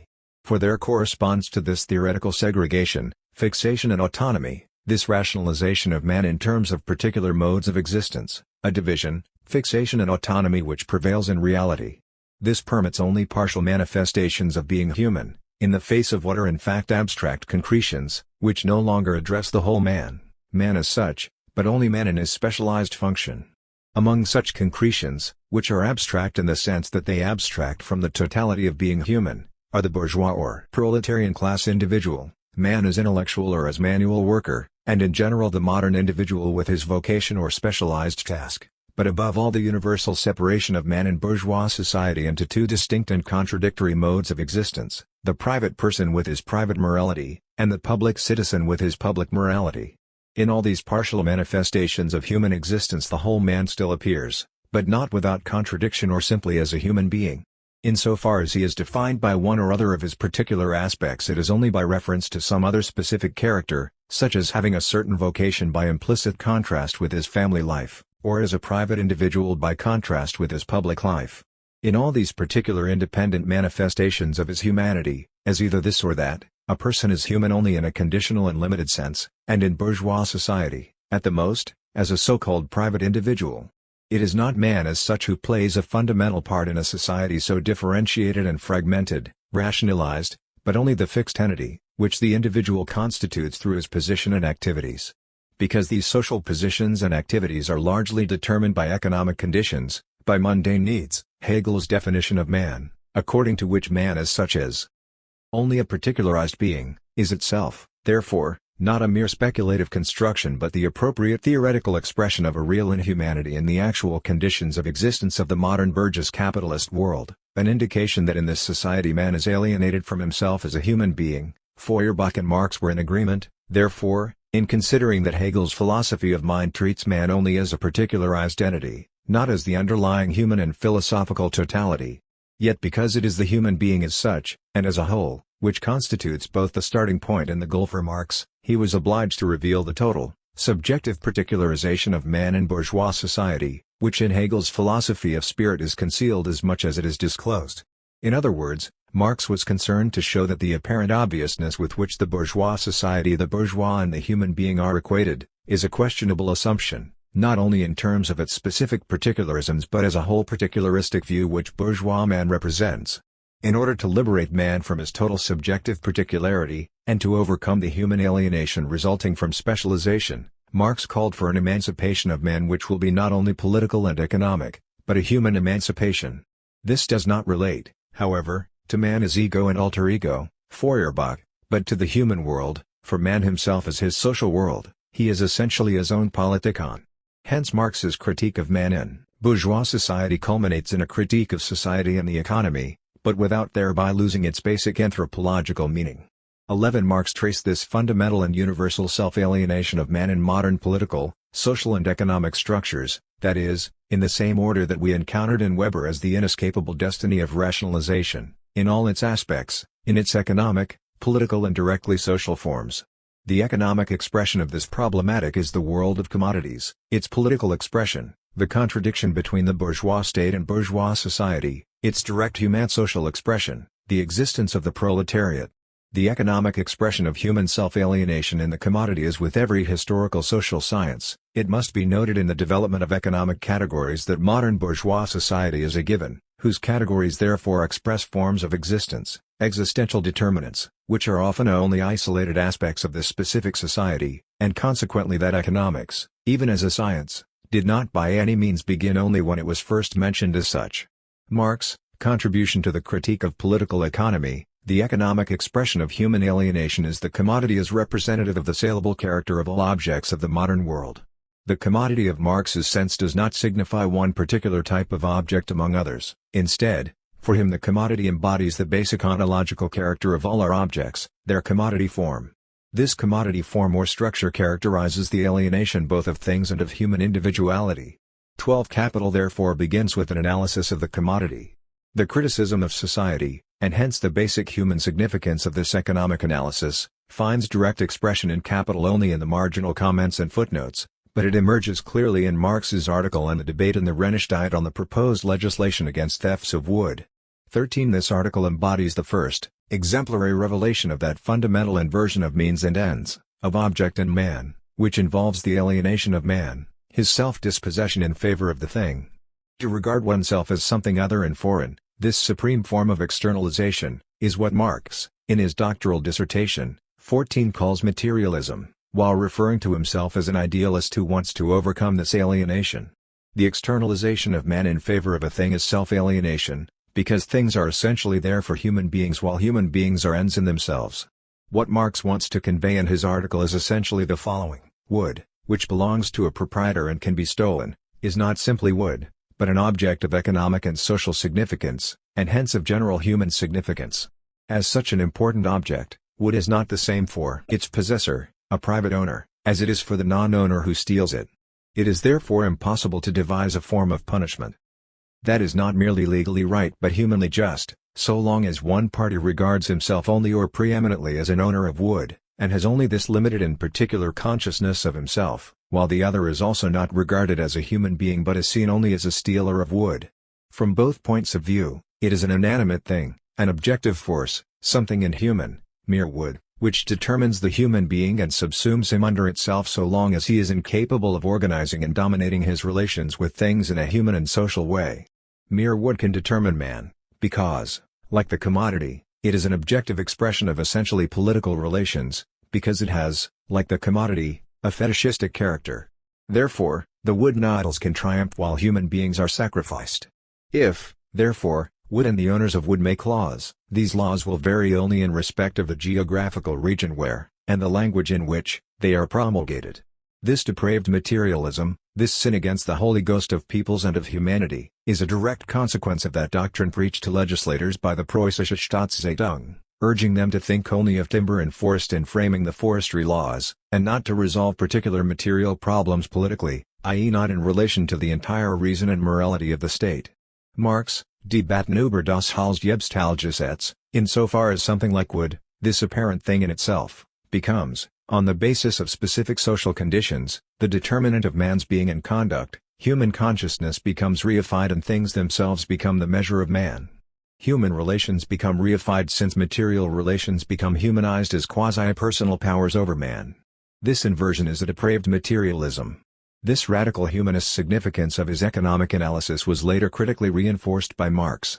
In The Holy Family he asserted against Proudhon that a purely economic interpretation of social conditions, such as is involved in the demand for an equal distribution of property, in itself still represents an alienated expression of universal human alienation. The fact that Proudhon wants to abolish poverty in the old forms of property is equivalent to wanting to end man's practical alienation from his objective being, the economic expression of human alienation. But because his critique of political economy is still entangled in the presuppositions of political economy, the reappropriation of the objective world is itself still conceived in terms of the economic form of property. Proudhon contrasts the old form of possession, private property, with ownership. He regards ownership as a social function. This function, however, is not concerned with excluding the other, but with setting in motion and realizing man's own potentialities. Proudhon did not succeed in giving this idea an adequate expression. The conception of equal possessions is itself still an economic, hence still alienated, expression of the idea that the object determines man's being, is his objective being, his being for others, his human relation to other men, and the social relation of man to man. Proudhon overcomes economic alienation, only, within the framework of economic alienation. 15. That is to say that Proudhon does not, by this means, really overcome alienation at its roots. The same question as is posed in Marx's article on thefts of wood also appears in the German ideology, although it is formulated in a different way. Here too, Marx asks why men are related in an alien fashion to their own products, so that they no longer control their mode of interaction, their interrelations become reified against themselves and their own life powers acquire dominance over them. How is it that within the involuntary transformation of personal interest into class interest that personal behavior of the individual must be reified and alienated, and at the same time emerges as an independent power beyond human control? 16. Marx finds the answer in the division of labor, which is the basis of rationalization. The whole preceding style of working must be transcended and transformed into a total self-activity. This transformation means the supersession of the division of labor not only between intellectual and manual work, but also between town and country, which is the crassest expression of the subordination of the individual to the division of labor. 17. But the division of labor can be genuinely superseded only on the basis of a communist social order, which makes not only property, but human existence in all its manifestations, universal. Within the division of labor, on the contrary, social relations inevitably acquire an independent existence as relations between things. This is as inevitable as the non-communist distinction between the life of a particular individual in its personal aspect and his life as it is defined by some branch of labor and its associated conditions. 18. In 1856, 10 years after writing the German ideology, Marx restated his basic view of this inverted world in a retrospective examination of the Revolution of 1848. There is one great fact, characteristic of this our 19th century, a fact which no party dares deny. On the one hand, there have started it into life industrial and scientific forces which no epoch of former human history had ever suspected. On the other hand, there exist symptoms of decay, far surpassing the horrors recorded of the latter times of the Roman Empire. In our days everything seems pregnant with its contrary. Machinery, gifted with the wonderful power of shortening and fructifying human labor, we behold starving and overworking it. The newfangled sources of wealth, by some strange weird spell, are turned into causes of want. The victories of art seem bought by the loss of character. At the same pace that mankind masters nature, man seems to become enslaved to other men or to his own infamy. All our invention and progress seem to result in endowing material forces with intellectual life, and in stultifying human life into a material force. This antagonism between modern industry and science on the one hand, modern misery and dissolution on the other hand, this antagonism between the productive powers and the social relations of our epoch is a fact, palpable, overwhelming, and not to be controverted. Some parties may wail over it, others may wish to get rid of modern arts, in order to get rid of modern conflicts. Or they may imagine that so signal a progress in industry wants to be completed by as signal a regress in politics. On our part, we do not mistake the shape of the shrewd spirit that continues to mark all these contradictions. We know that to work well the newfangled forces of society, the only one to be mastered by newfangled men, and such are the working men. 19. The identity of these new men who are called upon to abolish the universal alienation is already clear to Marx in his introduction to the critique of Hegel's philosophy of right. They are the workers. With this, the philosophy of real humanism found its appropriate social praxis, the means of realizing and transcending itself, in the form of scientific socialism. Marx accomplished the decisive break with Feuerbach's real humanism in the German ideology, Yet even capital is not simply a critique of political economy, but a critique of man in bourgeois society in terms of its economy. The economic kernel of this economy is the commodity form of the product of labor. The commodity, like the wood in the earlier article, is an economic expression of alienation. This alienation consists in the fact that something which was originally intended for use is not directly produced as a useful thing to satisfy one's own need, but enters the modern market as an independent commodity value, regardless of whether it is a material or an intellectual product, whether the market is one for cattle or for books, and only in this roundabout way does it pass from the seller, for whom it has only exchange value, to the consumer as a buyer of commodities. 20. This transformation of the useful object into a commodity exemplifies again the general condition that in bourgeois capitalist society the product dominates human beings, and not conversely, which would be the natural state of affairs, to use Weber's tentative phrase. In order to reveal the process whereby this inversion recurred, Marx undertook an analysis of the reified appearance of the modern social relations of labor in terms of the fetishism of commodities. As a commodity, an ordinary table is a sensuous supersensuous thing. 21. What is immediately apparent to the senses is that which it is as an object for use, and not as a commodity. As a commodity which costs money, because it costs labor or labor time, it is an initially concealed social relationship.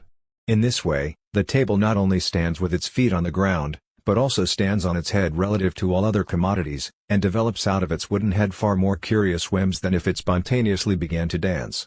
The secret of the commodity form consists simply in the fact that it mirrors for men the social character of their own labor as an objective characteristic of the labor products themselves, as social natural qualities of these things.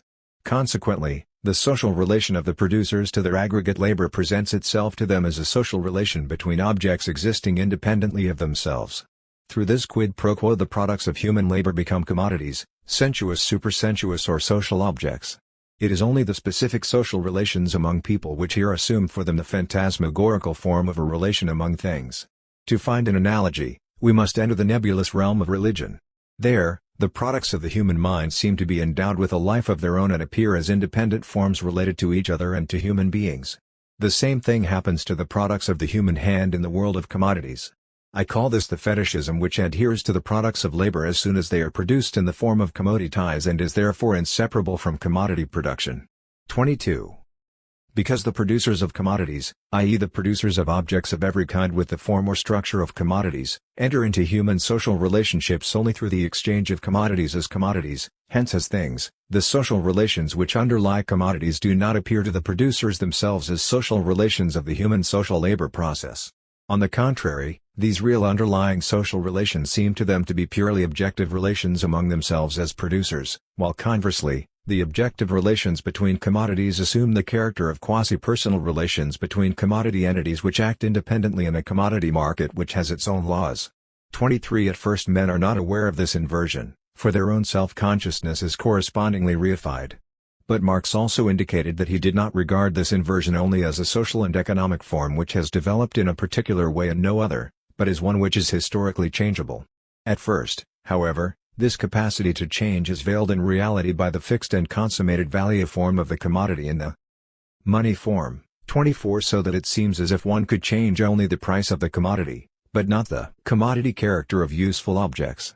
But Marx argued that it is immediately apparent from a comparison with other historical social and economic relations that such a socially determined economic order in which the product of labor as a commodity confronts its producer as an independent entity is totally perverted.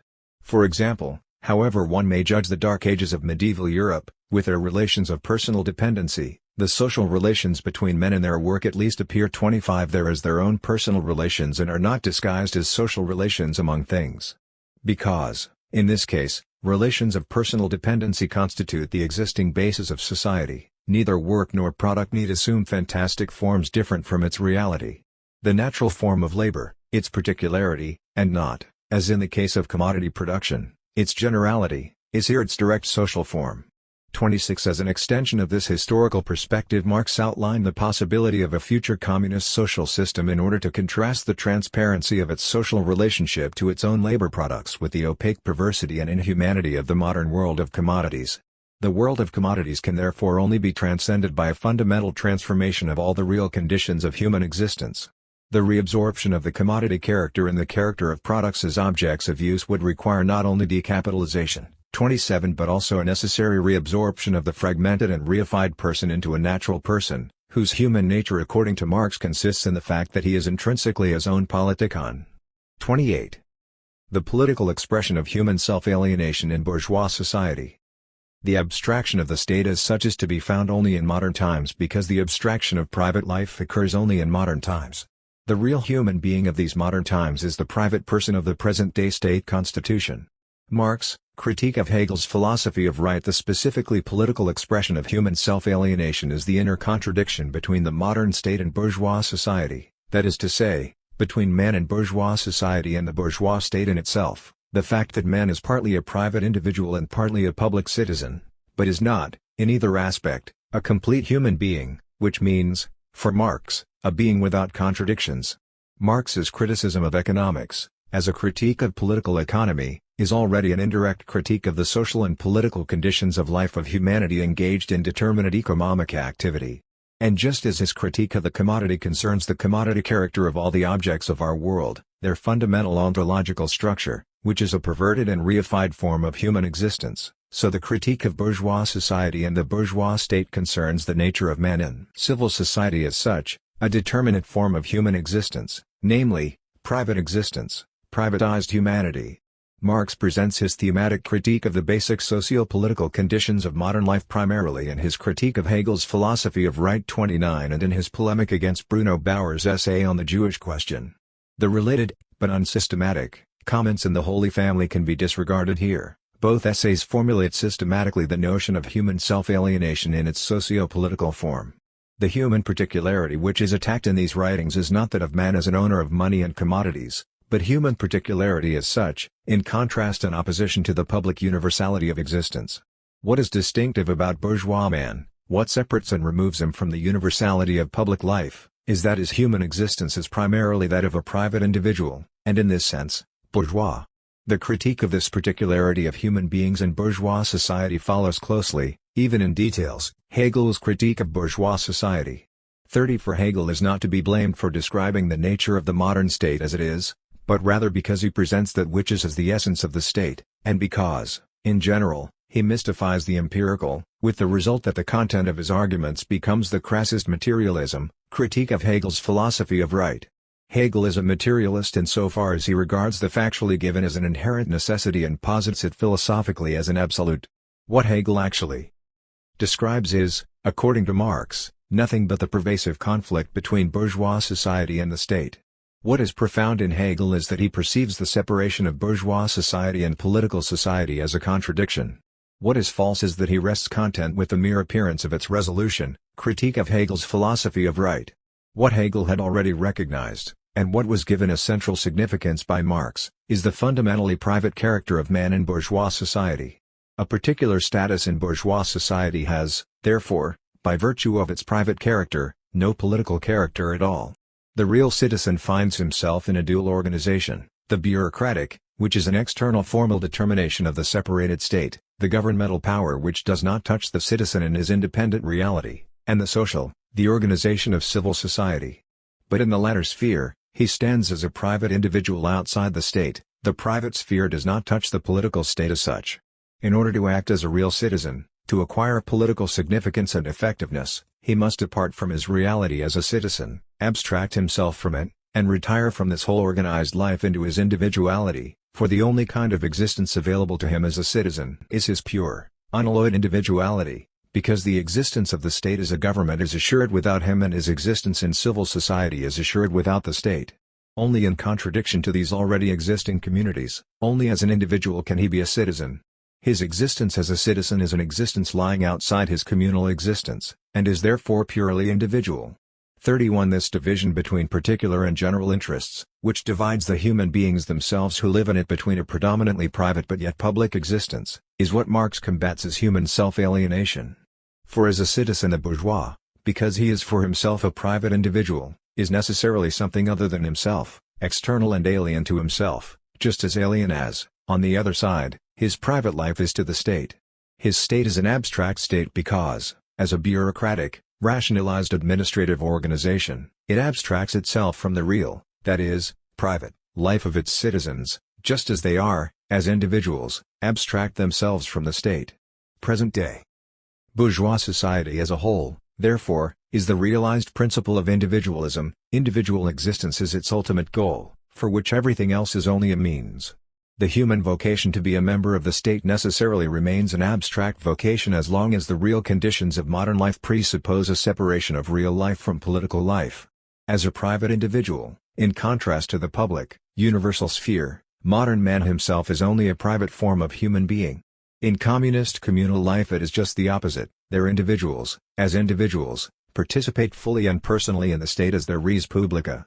32 In a letter of 1843 Marx declared his intention of eliciting from the forms of existing reality itself the true reality for which it strives as its ultimate goal, and from the conflict within a state which is fundamentally unpolitical because it is only political, a conflict also within the human being in bourgeois society, in order to discover, through this critique of the world which has grown old, a new world. 33 In fact, the positive elaboration of his conception of a human society and of human beings is developed entirely and solely as a critical transcendence of the presupposed contradiction in bourgeois society between public and private life. The privatized humanity of the bourgeois individual is to be transcended in a form of communal life which encompasses the whole being of man, including his theoretical existence, and transforms him into a universal, communist being, in explicit contrast to that real communism, of Cabet, Weitling and others, which is itself still an isolated, dogmatic abstraction because it is still a manifestation of the humanistic principle infected by its opposite, by private life. 34 Indeed, the whole socialist principle conceived in this way is only one side of the full reality of authentic human life. This radical reduction and destruction of all modes of existence which have become separate and autonomous also corresponds with the reassumption by human beings themselves of all religious particularities.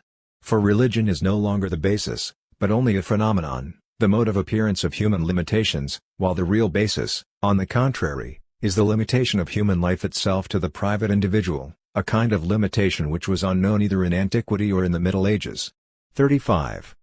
Marx expounds his rejection of the religious particularity of man in his discussion of Bruno Bauer's writings on the Jewish question. Already in the first sentence, he goes beyond the apparently more practical question of how the Jews might be politically emancipated in Germany. A political emancipation of the Jews would have no significance unless they were also humanly emancipated. But according to Marx neither the Jews nor the Germans, who were to emancipate them, were emancipated in that sense. Why should their particular yoke be irksome when they accept the general yoke? Marx agrees with Bauer that as long as the state is Christian and the Jew is Jewish they are equally incapable, the one of conferring emancipation, i.e. human emancipation, and the other of receiving it. This reduction of the question to one of purely human relationships is considered by both Marx and Bauer to be the only critical and scientific procedure. But at the point where the problem ceases to be theological Bauer ceases to be critical, and here Marx takes his own course by exploring the relation between political emancipation and human emancipation. The limits of merely political emancipation are evident in the fact that the state may be a free state without man himself being a free man. What is needed for a genuine emancipation of the Jews, as of the Christians, is not freedom of religion decreed by the state, but human freedom from religion as such. The problem therefore is a universal and fundamental one, which concerns emancipation from every kind of particularity in human life as a whole, from the specialization of occupations just as much as from religion and privatization which separate the individual from general social interests. The difference between the religious person and the citizen is the same as that between the shopkeeper and the citizen, between the day laborer and the citizen, between the landowner and the citizen, between the living individual and the citizen. The contradiction in which the religious man finds himself with the political man is the same contradiction in which the bourgeois finds himself with the citoyen, and the member of civil society with his political lion's skin.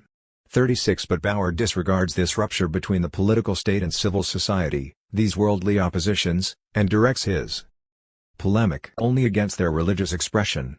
This splitting of humanity into Jew and citizen, or Protestant and citizen, is not so much a deception practiced against citizenship, but a purely political mode of emancipation from religion.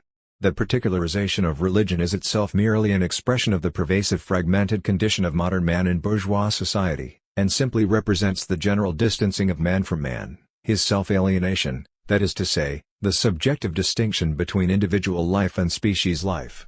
We do not say to the Jews, therefore, as does Bauer, you cannot be emancipated politically without emancipating yourselves completely from Judaism. We say rather, It is because you can be emancipated politically without renouncing Judaism completely and absolutely that political emancipation itself is not human emancipation.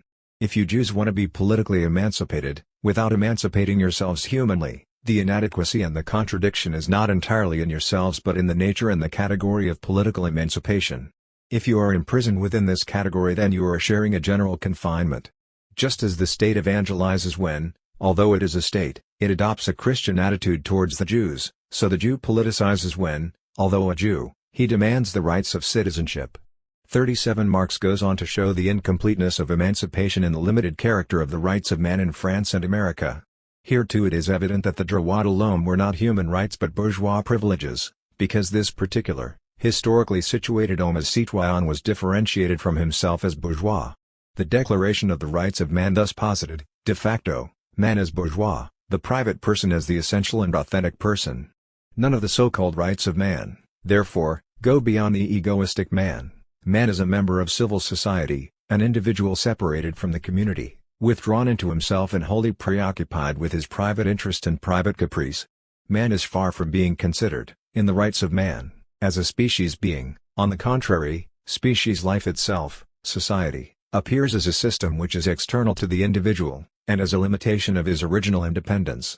The only bond between men is natural necessity, need and private interest, the preservation of their property and their egoistic person. 38 Genuine human emancipation, therefore, has yet to be achieved. Political emancipation is a reduction of man, on the one hand to a member of civil society, an independent and egoistic individual, and on the other hand to a citizen. Human emancipation will only be complete when the real individual person has absorbed into himself the abstract citizen, when as an individual, in his everyday life, in his work, and in his relationships, he had become a species being, when he has recognized and organized his own powers, forces propries, as social powers so that he no longer separates this social power from himself as political power. 39. The freedom which, in Marx's conception, man is to attain through emancipation is therefore freedom in the sense of Hegel's philosophy of the state, that is, a freedom within the highest degree of community, by contrast with the apparent freedom of the isolated individual. And since the member of the Greek polis was freer in this respect than man in bourgeois society, and Christianity is also democratic in terms of its basic principles insofar as it treats every man as a sovereign being, Marx is able to say, man's self-esteem, his freedom, has first to be reanimated in the human breast. Only this feeling, which vanished from the world with the Greeks, and with the Christians disappeared into the blue haze of the heavens, can create once more out of society a human community, a democratic state, in which men's highest purposes can be attained. 40. Genuine personal freedom will become possible only in such a community, which responds to the intrinsic nature of human beings, through a social change brought about in human existence and self-consciousness, a change which can come about neither purely internally nor purely externally. By contrast, the private individual of bourgeois society is free only in his own fancy, in reality he is totally dependent and subsumed under objective forces. 41. The direct social expression of human self-alienation in the proletariat.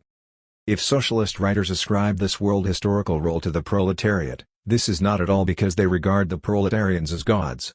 On the contrary. Marx, The Holy Family, critical comment number 2 on Proudhon, the introduction to the critique of Hegel's philosophy of right already contains this sentence: the dissolution of society, as a particular status, is the proletariat.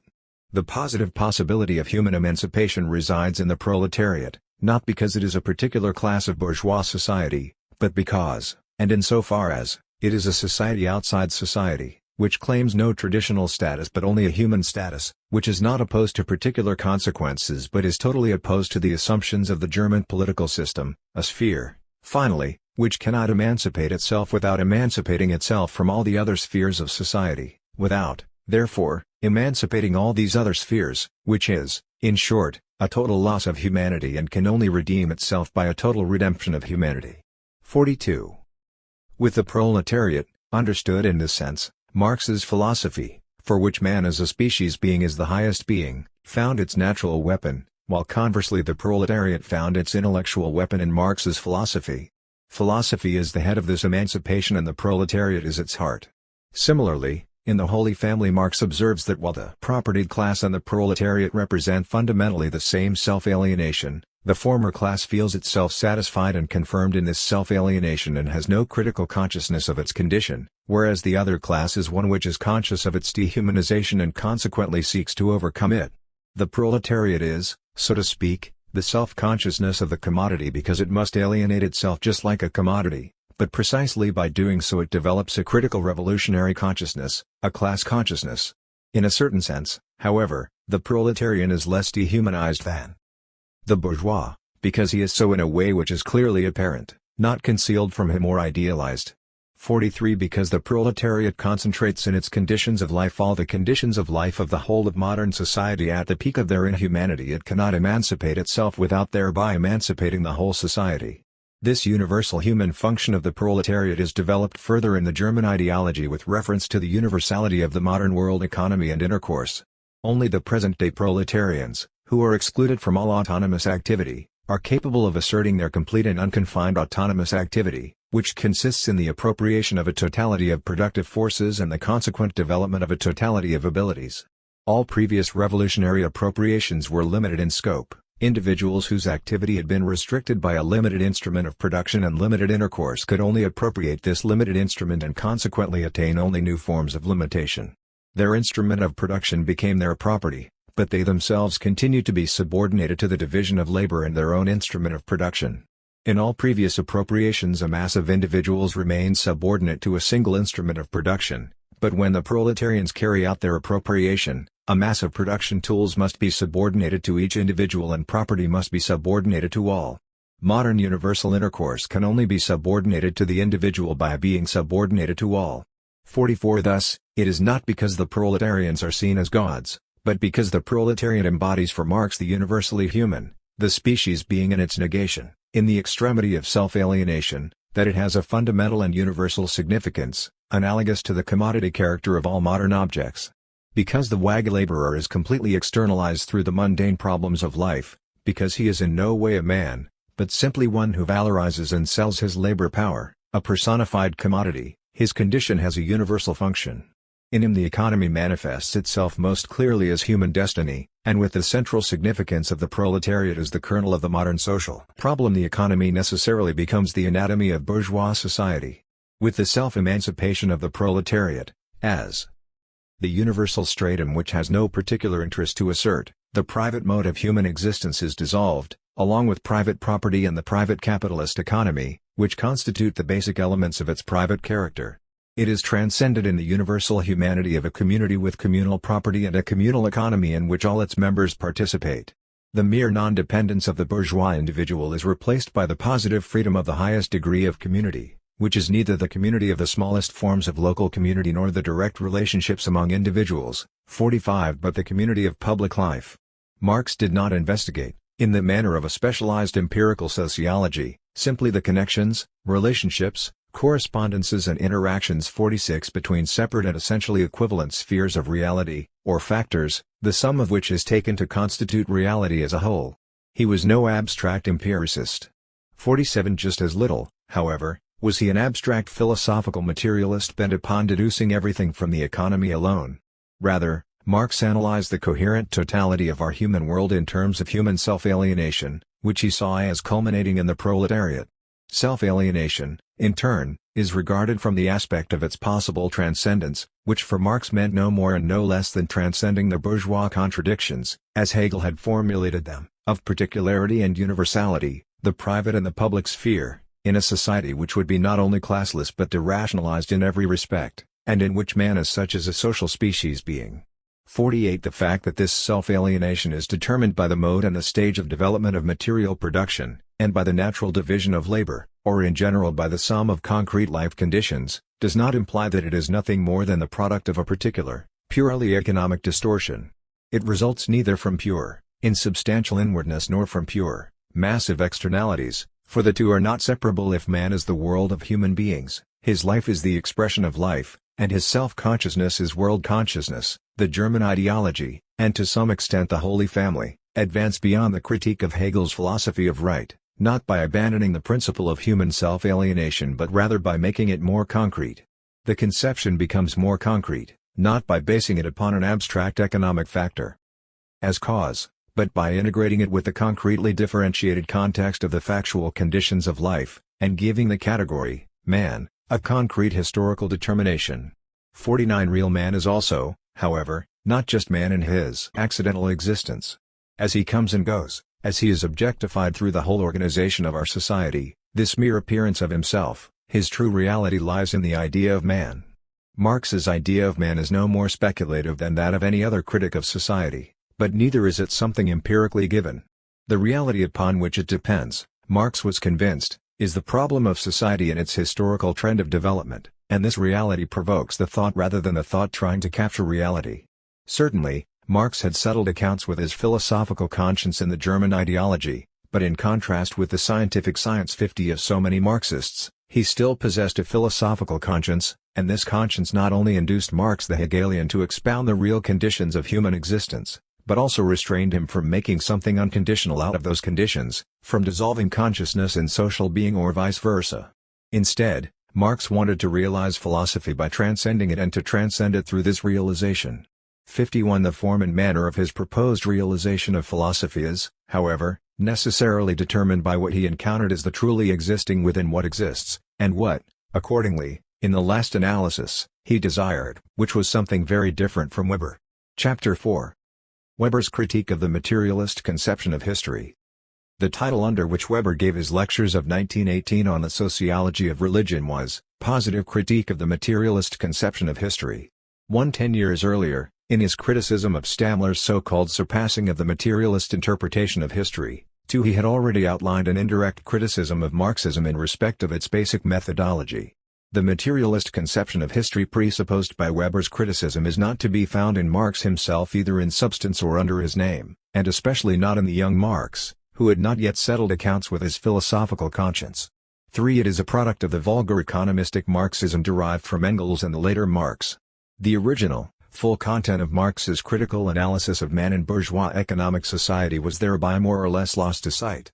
Weber's misplaced criticism of Marx, which was conditioned by this fact, has affinities with the misunderstanding of the original and comprehensive object of Weber's own sociology and later bourgeois sociology. Just as the latter, with its substantive additions and methodological discussions, obscured Weber's preeminent concern with investigating the historical phenomenon of rationalism, so Weber himself, in accord here with the vulgar Marxists, obscured, in his arguments against Marxism, Marx's original and overriding concern with the historical phenomenon of human self-alienation. Yet even in this erroneous form Weber's critique makes evident the real nature of his difference from Marx, which has to be recovered from the mistaken form of his attack upon Marxism, in order to re-establish the difference between Weber and Marx on its original ground. Weber's indirect critique of Marx in the dispute with Stammler. If we disregard the fact that the parody of a dialogue between the assumed social philosophical spiritualists or even materialists and the sociological empiricists with their common sense, Weber, is only intended to apply directly to Stammler's adoption and modification of the materialist conception of history, and concentrate our attention upon the way in which Weber's attitude towards Stammler expresses a similar attitude towards Marx, then we can derive from the second section of this critique the following scientific exposition by Weber of his own position, and the corresponding view adopted in his criticism of Marx. The spiritualist thesis that in the last analysis human history, including political and economic events, only reflects religious conflicts and is therefore to be explained in a unitary and unambiguous way, and not to be constructed out of numerous intersecting causal chains, is, according to Weber, empirically just as unprovable and incontrovertible as the materialist thesis, opposed only in its content, not in its method, which asserts that in the last analysis economic struggles are the decisive factor in human history. Weber, the sociological empiricist, affirmed against both these positions that no scientific statement at all can be made about the general causal significance of the religious factor for social life in general. For such a dogmatic formulation of the problem has, at best, a heuristic value, but the extent to which it is factually justified can only be determined by historical investigation of particular historical cases. Beyond this, however, it may be possible to arrive at general rules of the historical process. The real positive outcome of Weber's critique of Stammler is therefore an analysis of the various meanings of possible uniformities. The scientific total perspective, so far as this is possible, does not consist in the dogmatic extension of a single element, a single factor, into the totality of a world formula, of which only dogmatists are convinced, but in an advance from the necessary one-sidedness of every mode of scientific observation which is dictated by specific points of view which limit the features of the object observed, to a many-sided mode of observation. Otherwise, there seems to be no reason why one should not try to derive social life, in the last analysis, from the cephalic index, the influence of sunspots, or even from the digestive troubles. Weber's critique of Marx in the sociology of religion. This very abbreviated account of Weber's critique of Stamler nevertheless shows its close similarity to that expressed in the scattered references to Marx in Weber's sociology of religion. 5. This too is not intended to be a positive critique of the materialist conception of history, in the sense that it opposes to it a spiritualist approach. Rather, it aspires to be positive by rejecting, in a fundamental way, every kind of definitive deduction, and putting in its place a concrete historical analysis of the mutual determination of all the factors of historical reality, thus cutting the ground from under any one-sided formulation of either a spiritualist or materialist metaphysics of history. Accordingly, the so-called spirit of capitalism is understood by Weber neither in the vulgar Marxist sense as a merely ideological spirit of capitalist relations of production, nor as an autonomous and primordial religious spirit which is quite independent of capitalism. Instead, the spirit of capitalism exists for him only insofar as there is a general tendency towards a rational conduct of life, borne along by the bourgeois stratum of society, which establishes an elective affinity between the capitalist economy on one side and the Protestant ethic on the other. We should not be misled by the fact that Weber himself, emphasizing the critical side of his statements on economic materialism, occasionally gave his basic conception an anti-Marxist character, and referred to this spirit as if it were an ethical infrastructure. 6. He immediately retracted the misleading sharpening of his view. No such simplistic doctrinaire thesis should be maintained as that the capitalist spirit could only have arisen from specific influences of the Reformation, or indeed that capitalism as an economic system is a product of the Reformation.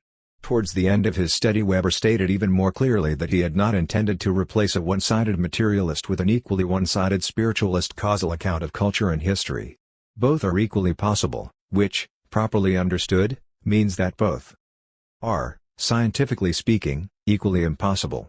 7. They are not scientifically impossible on the basis of any objective norms of science, but on the basis of a recognition of the destiny of rationalization as a whole, something of which empirical, factual, specialized science is itself an outstanding instance. 8. In spite of his rejection, based upon these grounds, of a metaphysic of history, Weber's own research into the spirit of capitalism, contrary to his self-image as a specialized scientist, is something quite other than a purely empirical depiction of particular facts, and is therefore a course across a boundless ocean. It is a purely scientific depiction of facts only in the sense that Weber as a person was a specialist. If he was not so simplistic and doctrinaire as to want to deduce the spirit of capitalism purely from a sociology of religion, neither was he so boundlessly active and rudderless as to be content with an agglomeration of abstract empirical data. The positive aspect of his studies, comprehended as a critique of Marx, does not consist indeed in a dogmatic reversal of the vulgar Marxist method, but in a quite different, but fundamental, method of his own. The different character of his method cannot simply be grasped from what he himself says about it, but becomes apparent in its connection with his whole attitude to reality, including that of science. He himself characterizes the difference between his own method and that of Marxism as the difference between an empirical and a dogmatic method. But the real meaning of his empirical procedure lies only apparently in the advance from the necessary one-sidedness of scientific observation to a scientific many-sidedness, by contrast with the dogmatic unequivocalness of a world formula. Its true meaning lies rather in the fact that Weber, by his renunciation of the idea of a universal humanity and all-embracing world formulae, wanted to weaken all commitments to any specific givens whatsoever, and hence also their possible elaboration into an illusory totality. What he contests in practice is not the totality of existence and observation, but the possible rigidification of a particular into a universal, that is, into a specific type of illusory totality. The really possible totalization, which he himself practiced, was not the summation of all conceivable particulars into a so-called many-sidedness, but rather the negative one of freedom of movement in all directions. Breaking out of every cage, every practical and theoretical orientation, order and legitimation, in order to preserve even in science that remnant of individualism which to him signified the truly human. Even the immense casuistry of his conceptual definitions in economy and society has a dual purpose, not only to capture and fix reality in definitions, but at the same time and above all to establish the opposite sense of an open system of possibilities. 9. He referred constantly to the advantages of the division of labor, and of rationalization generally, as long as they are successful, but at the same time he emphasized the unreality of this one-sidedness of theory and dividing up reality. Yet despite, or rather because of this, he could claim that this kind of sociology is a science of reality. It was truly a science of reality, however, not because it grasped the true reality purely and scientifically in the only possible way, as something unchanging and enduring, but rather because Weber, aware of the uncertainties of our present-day ideals and realities, approached this reality of ours with a freedom of aim alongside the constraints of a rigorous, and hence technical, method. The uniqueness of his empirical method thus arises from the fact that he was not bound by any specialized domain of life or science, and combated all dogmatic methods as the scientific form of being trapped in a transcendental attitude of man towards the world, a premature commitment to ostensible final authorities of a religious, social, or even scientific kind. In fact, Weber did not thereby renounce, as his writings against Stammler might appear to suggest, any kind of mastery and conceptual grasp of the whole in its unity, of the possibility of a systematic method. It is merely that the unique and consistent principle underlying his theoretical and practical procedure is far less obvious than the dogmatic revolutionary principle of Marx. It consists in the recognition of a contradiction, the rational, specialized division of labor and fragmentation of the soul, but in such a way that this rationality is at the same time the problematic locus of freedom. He did not attempt to resolve this contradiction on its own ground, but to master it. Hence, not only Marx but also Weber cannot be refuted on the basis of so-called facts, but only in that struggle of the gods, of fundamental and consistent standpoints, even though the struggle is carried on with the means of science. It is not only possible, but obligatory, to engage in controversy about normative standards themselves, and the struggle does not take place only, as we like to believe nowadays, between class interests, but also between worldviews, although, of course, it remains perfectly true that the worldview which an individual adopts is decided among many other things, and certainly to a preeminent degree, by intellective affinity with his class interest, if, for the moment, we accept this concept which is only apparently unambiguous. 11 Accordingly, in his treatment of the objectivity of knowledge in the social sciences, Weber was concerned first of all to raise the question: what is the meaning and purpose of a scientific critique of ideals and value judgments? And he carried out this inquiry too, in a rational manner, with reference to a responsible relation between means and ends. Such a struggle cannot be avoided, not even through relationism. 12 For if what is involved is really a struggle between ultimate principles and the orientations based upon them, then it is not a struggle between particular one-sided aspects and perspectives. Each principle has in itself a universal significance, as the alpha and omega of a basic conception of what is truly real and therefore really worth knowing. Because Marx and Weber believed they knew what is truly real and truly human in respect of the reality which encompasses us, their science had to do with the totality. This is not the sum of all that exists, but the summation of everything meaningful in the totality of a principle, on the basis of which the whole can be investigated in detail. The totality whose significance both of them recognized from the outset and made the object of their investigations is the problem of the modern world, which is capitalist in its economic aspect and bourgeois in its political aspect.